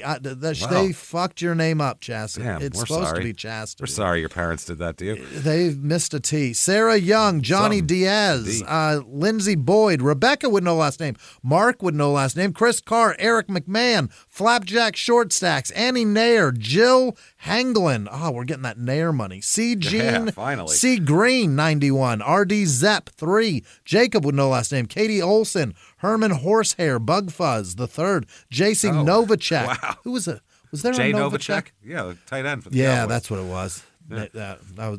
I see check and I go basketball. Yeah. Kinda with no last name. Brenna and Matthew Reichardt, Reicherts, Kelly Rogers, Mike Robinson, Amanda Fredericks, Lord Skull Fucker. Oh, that's gross. Wow. High, you could exalted position. Crystal Smith, Brennan Till, Jeff with no last name, Amos with no last name, Steve Stevens, L'Oreal Testa, Andrew Glenn, and all of our patrons. You're the best. Thank you so much, everybody. Yeah. You fantastic, wonderful, beautiful people. We fucking love you to death. So thank you for keeping this show going always. If you want to follow us on social media, shutupandgivememurder.com has drop-down menus. It'll take you anywhere you need to go. So go there and see us and keep coming back. And until next week, everybody, it's been our pleasure. Bye.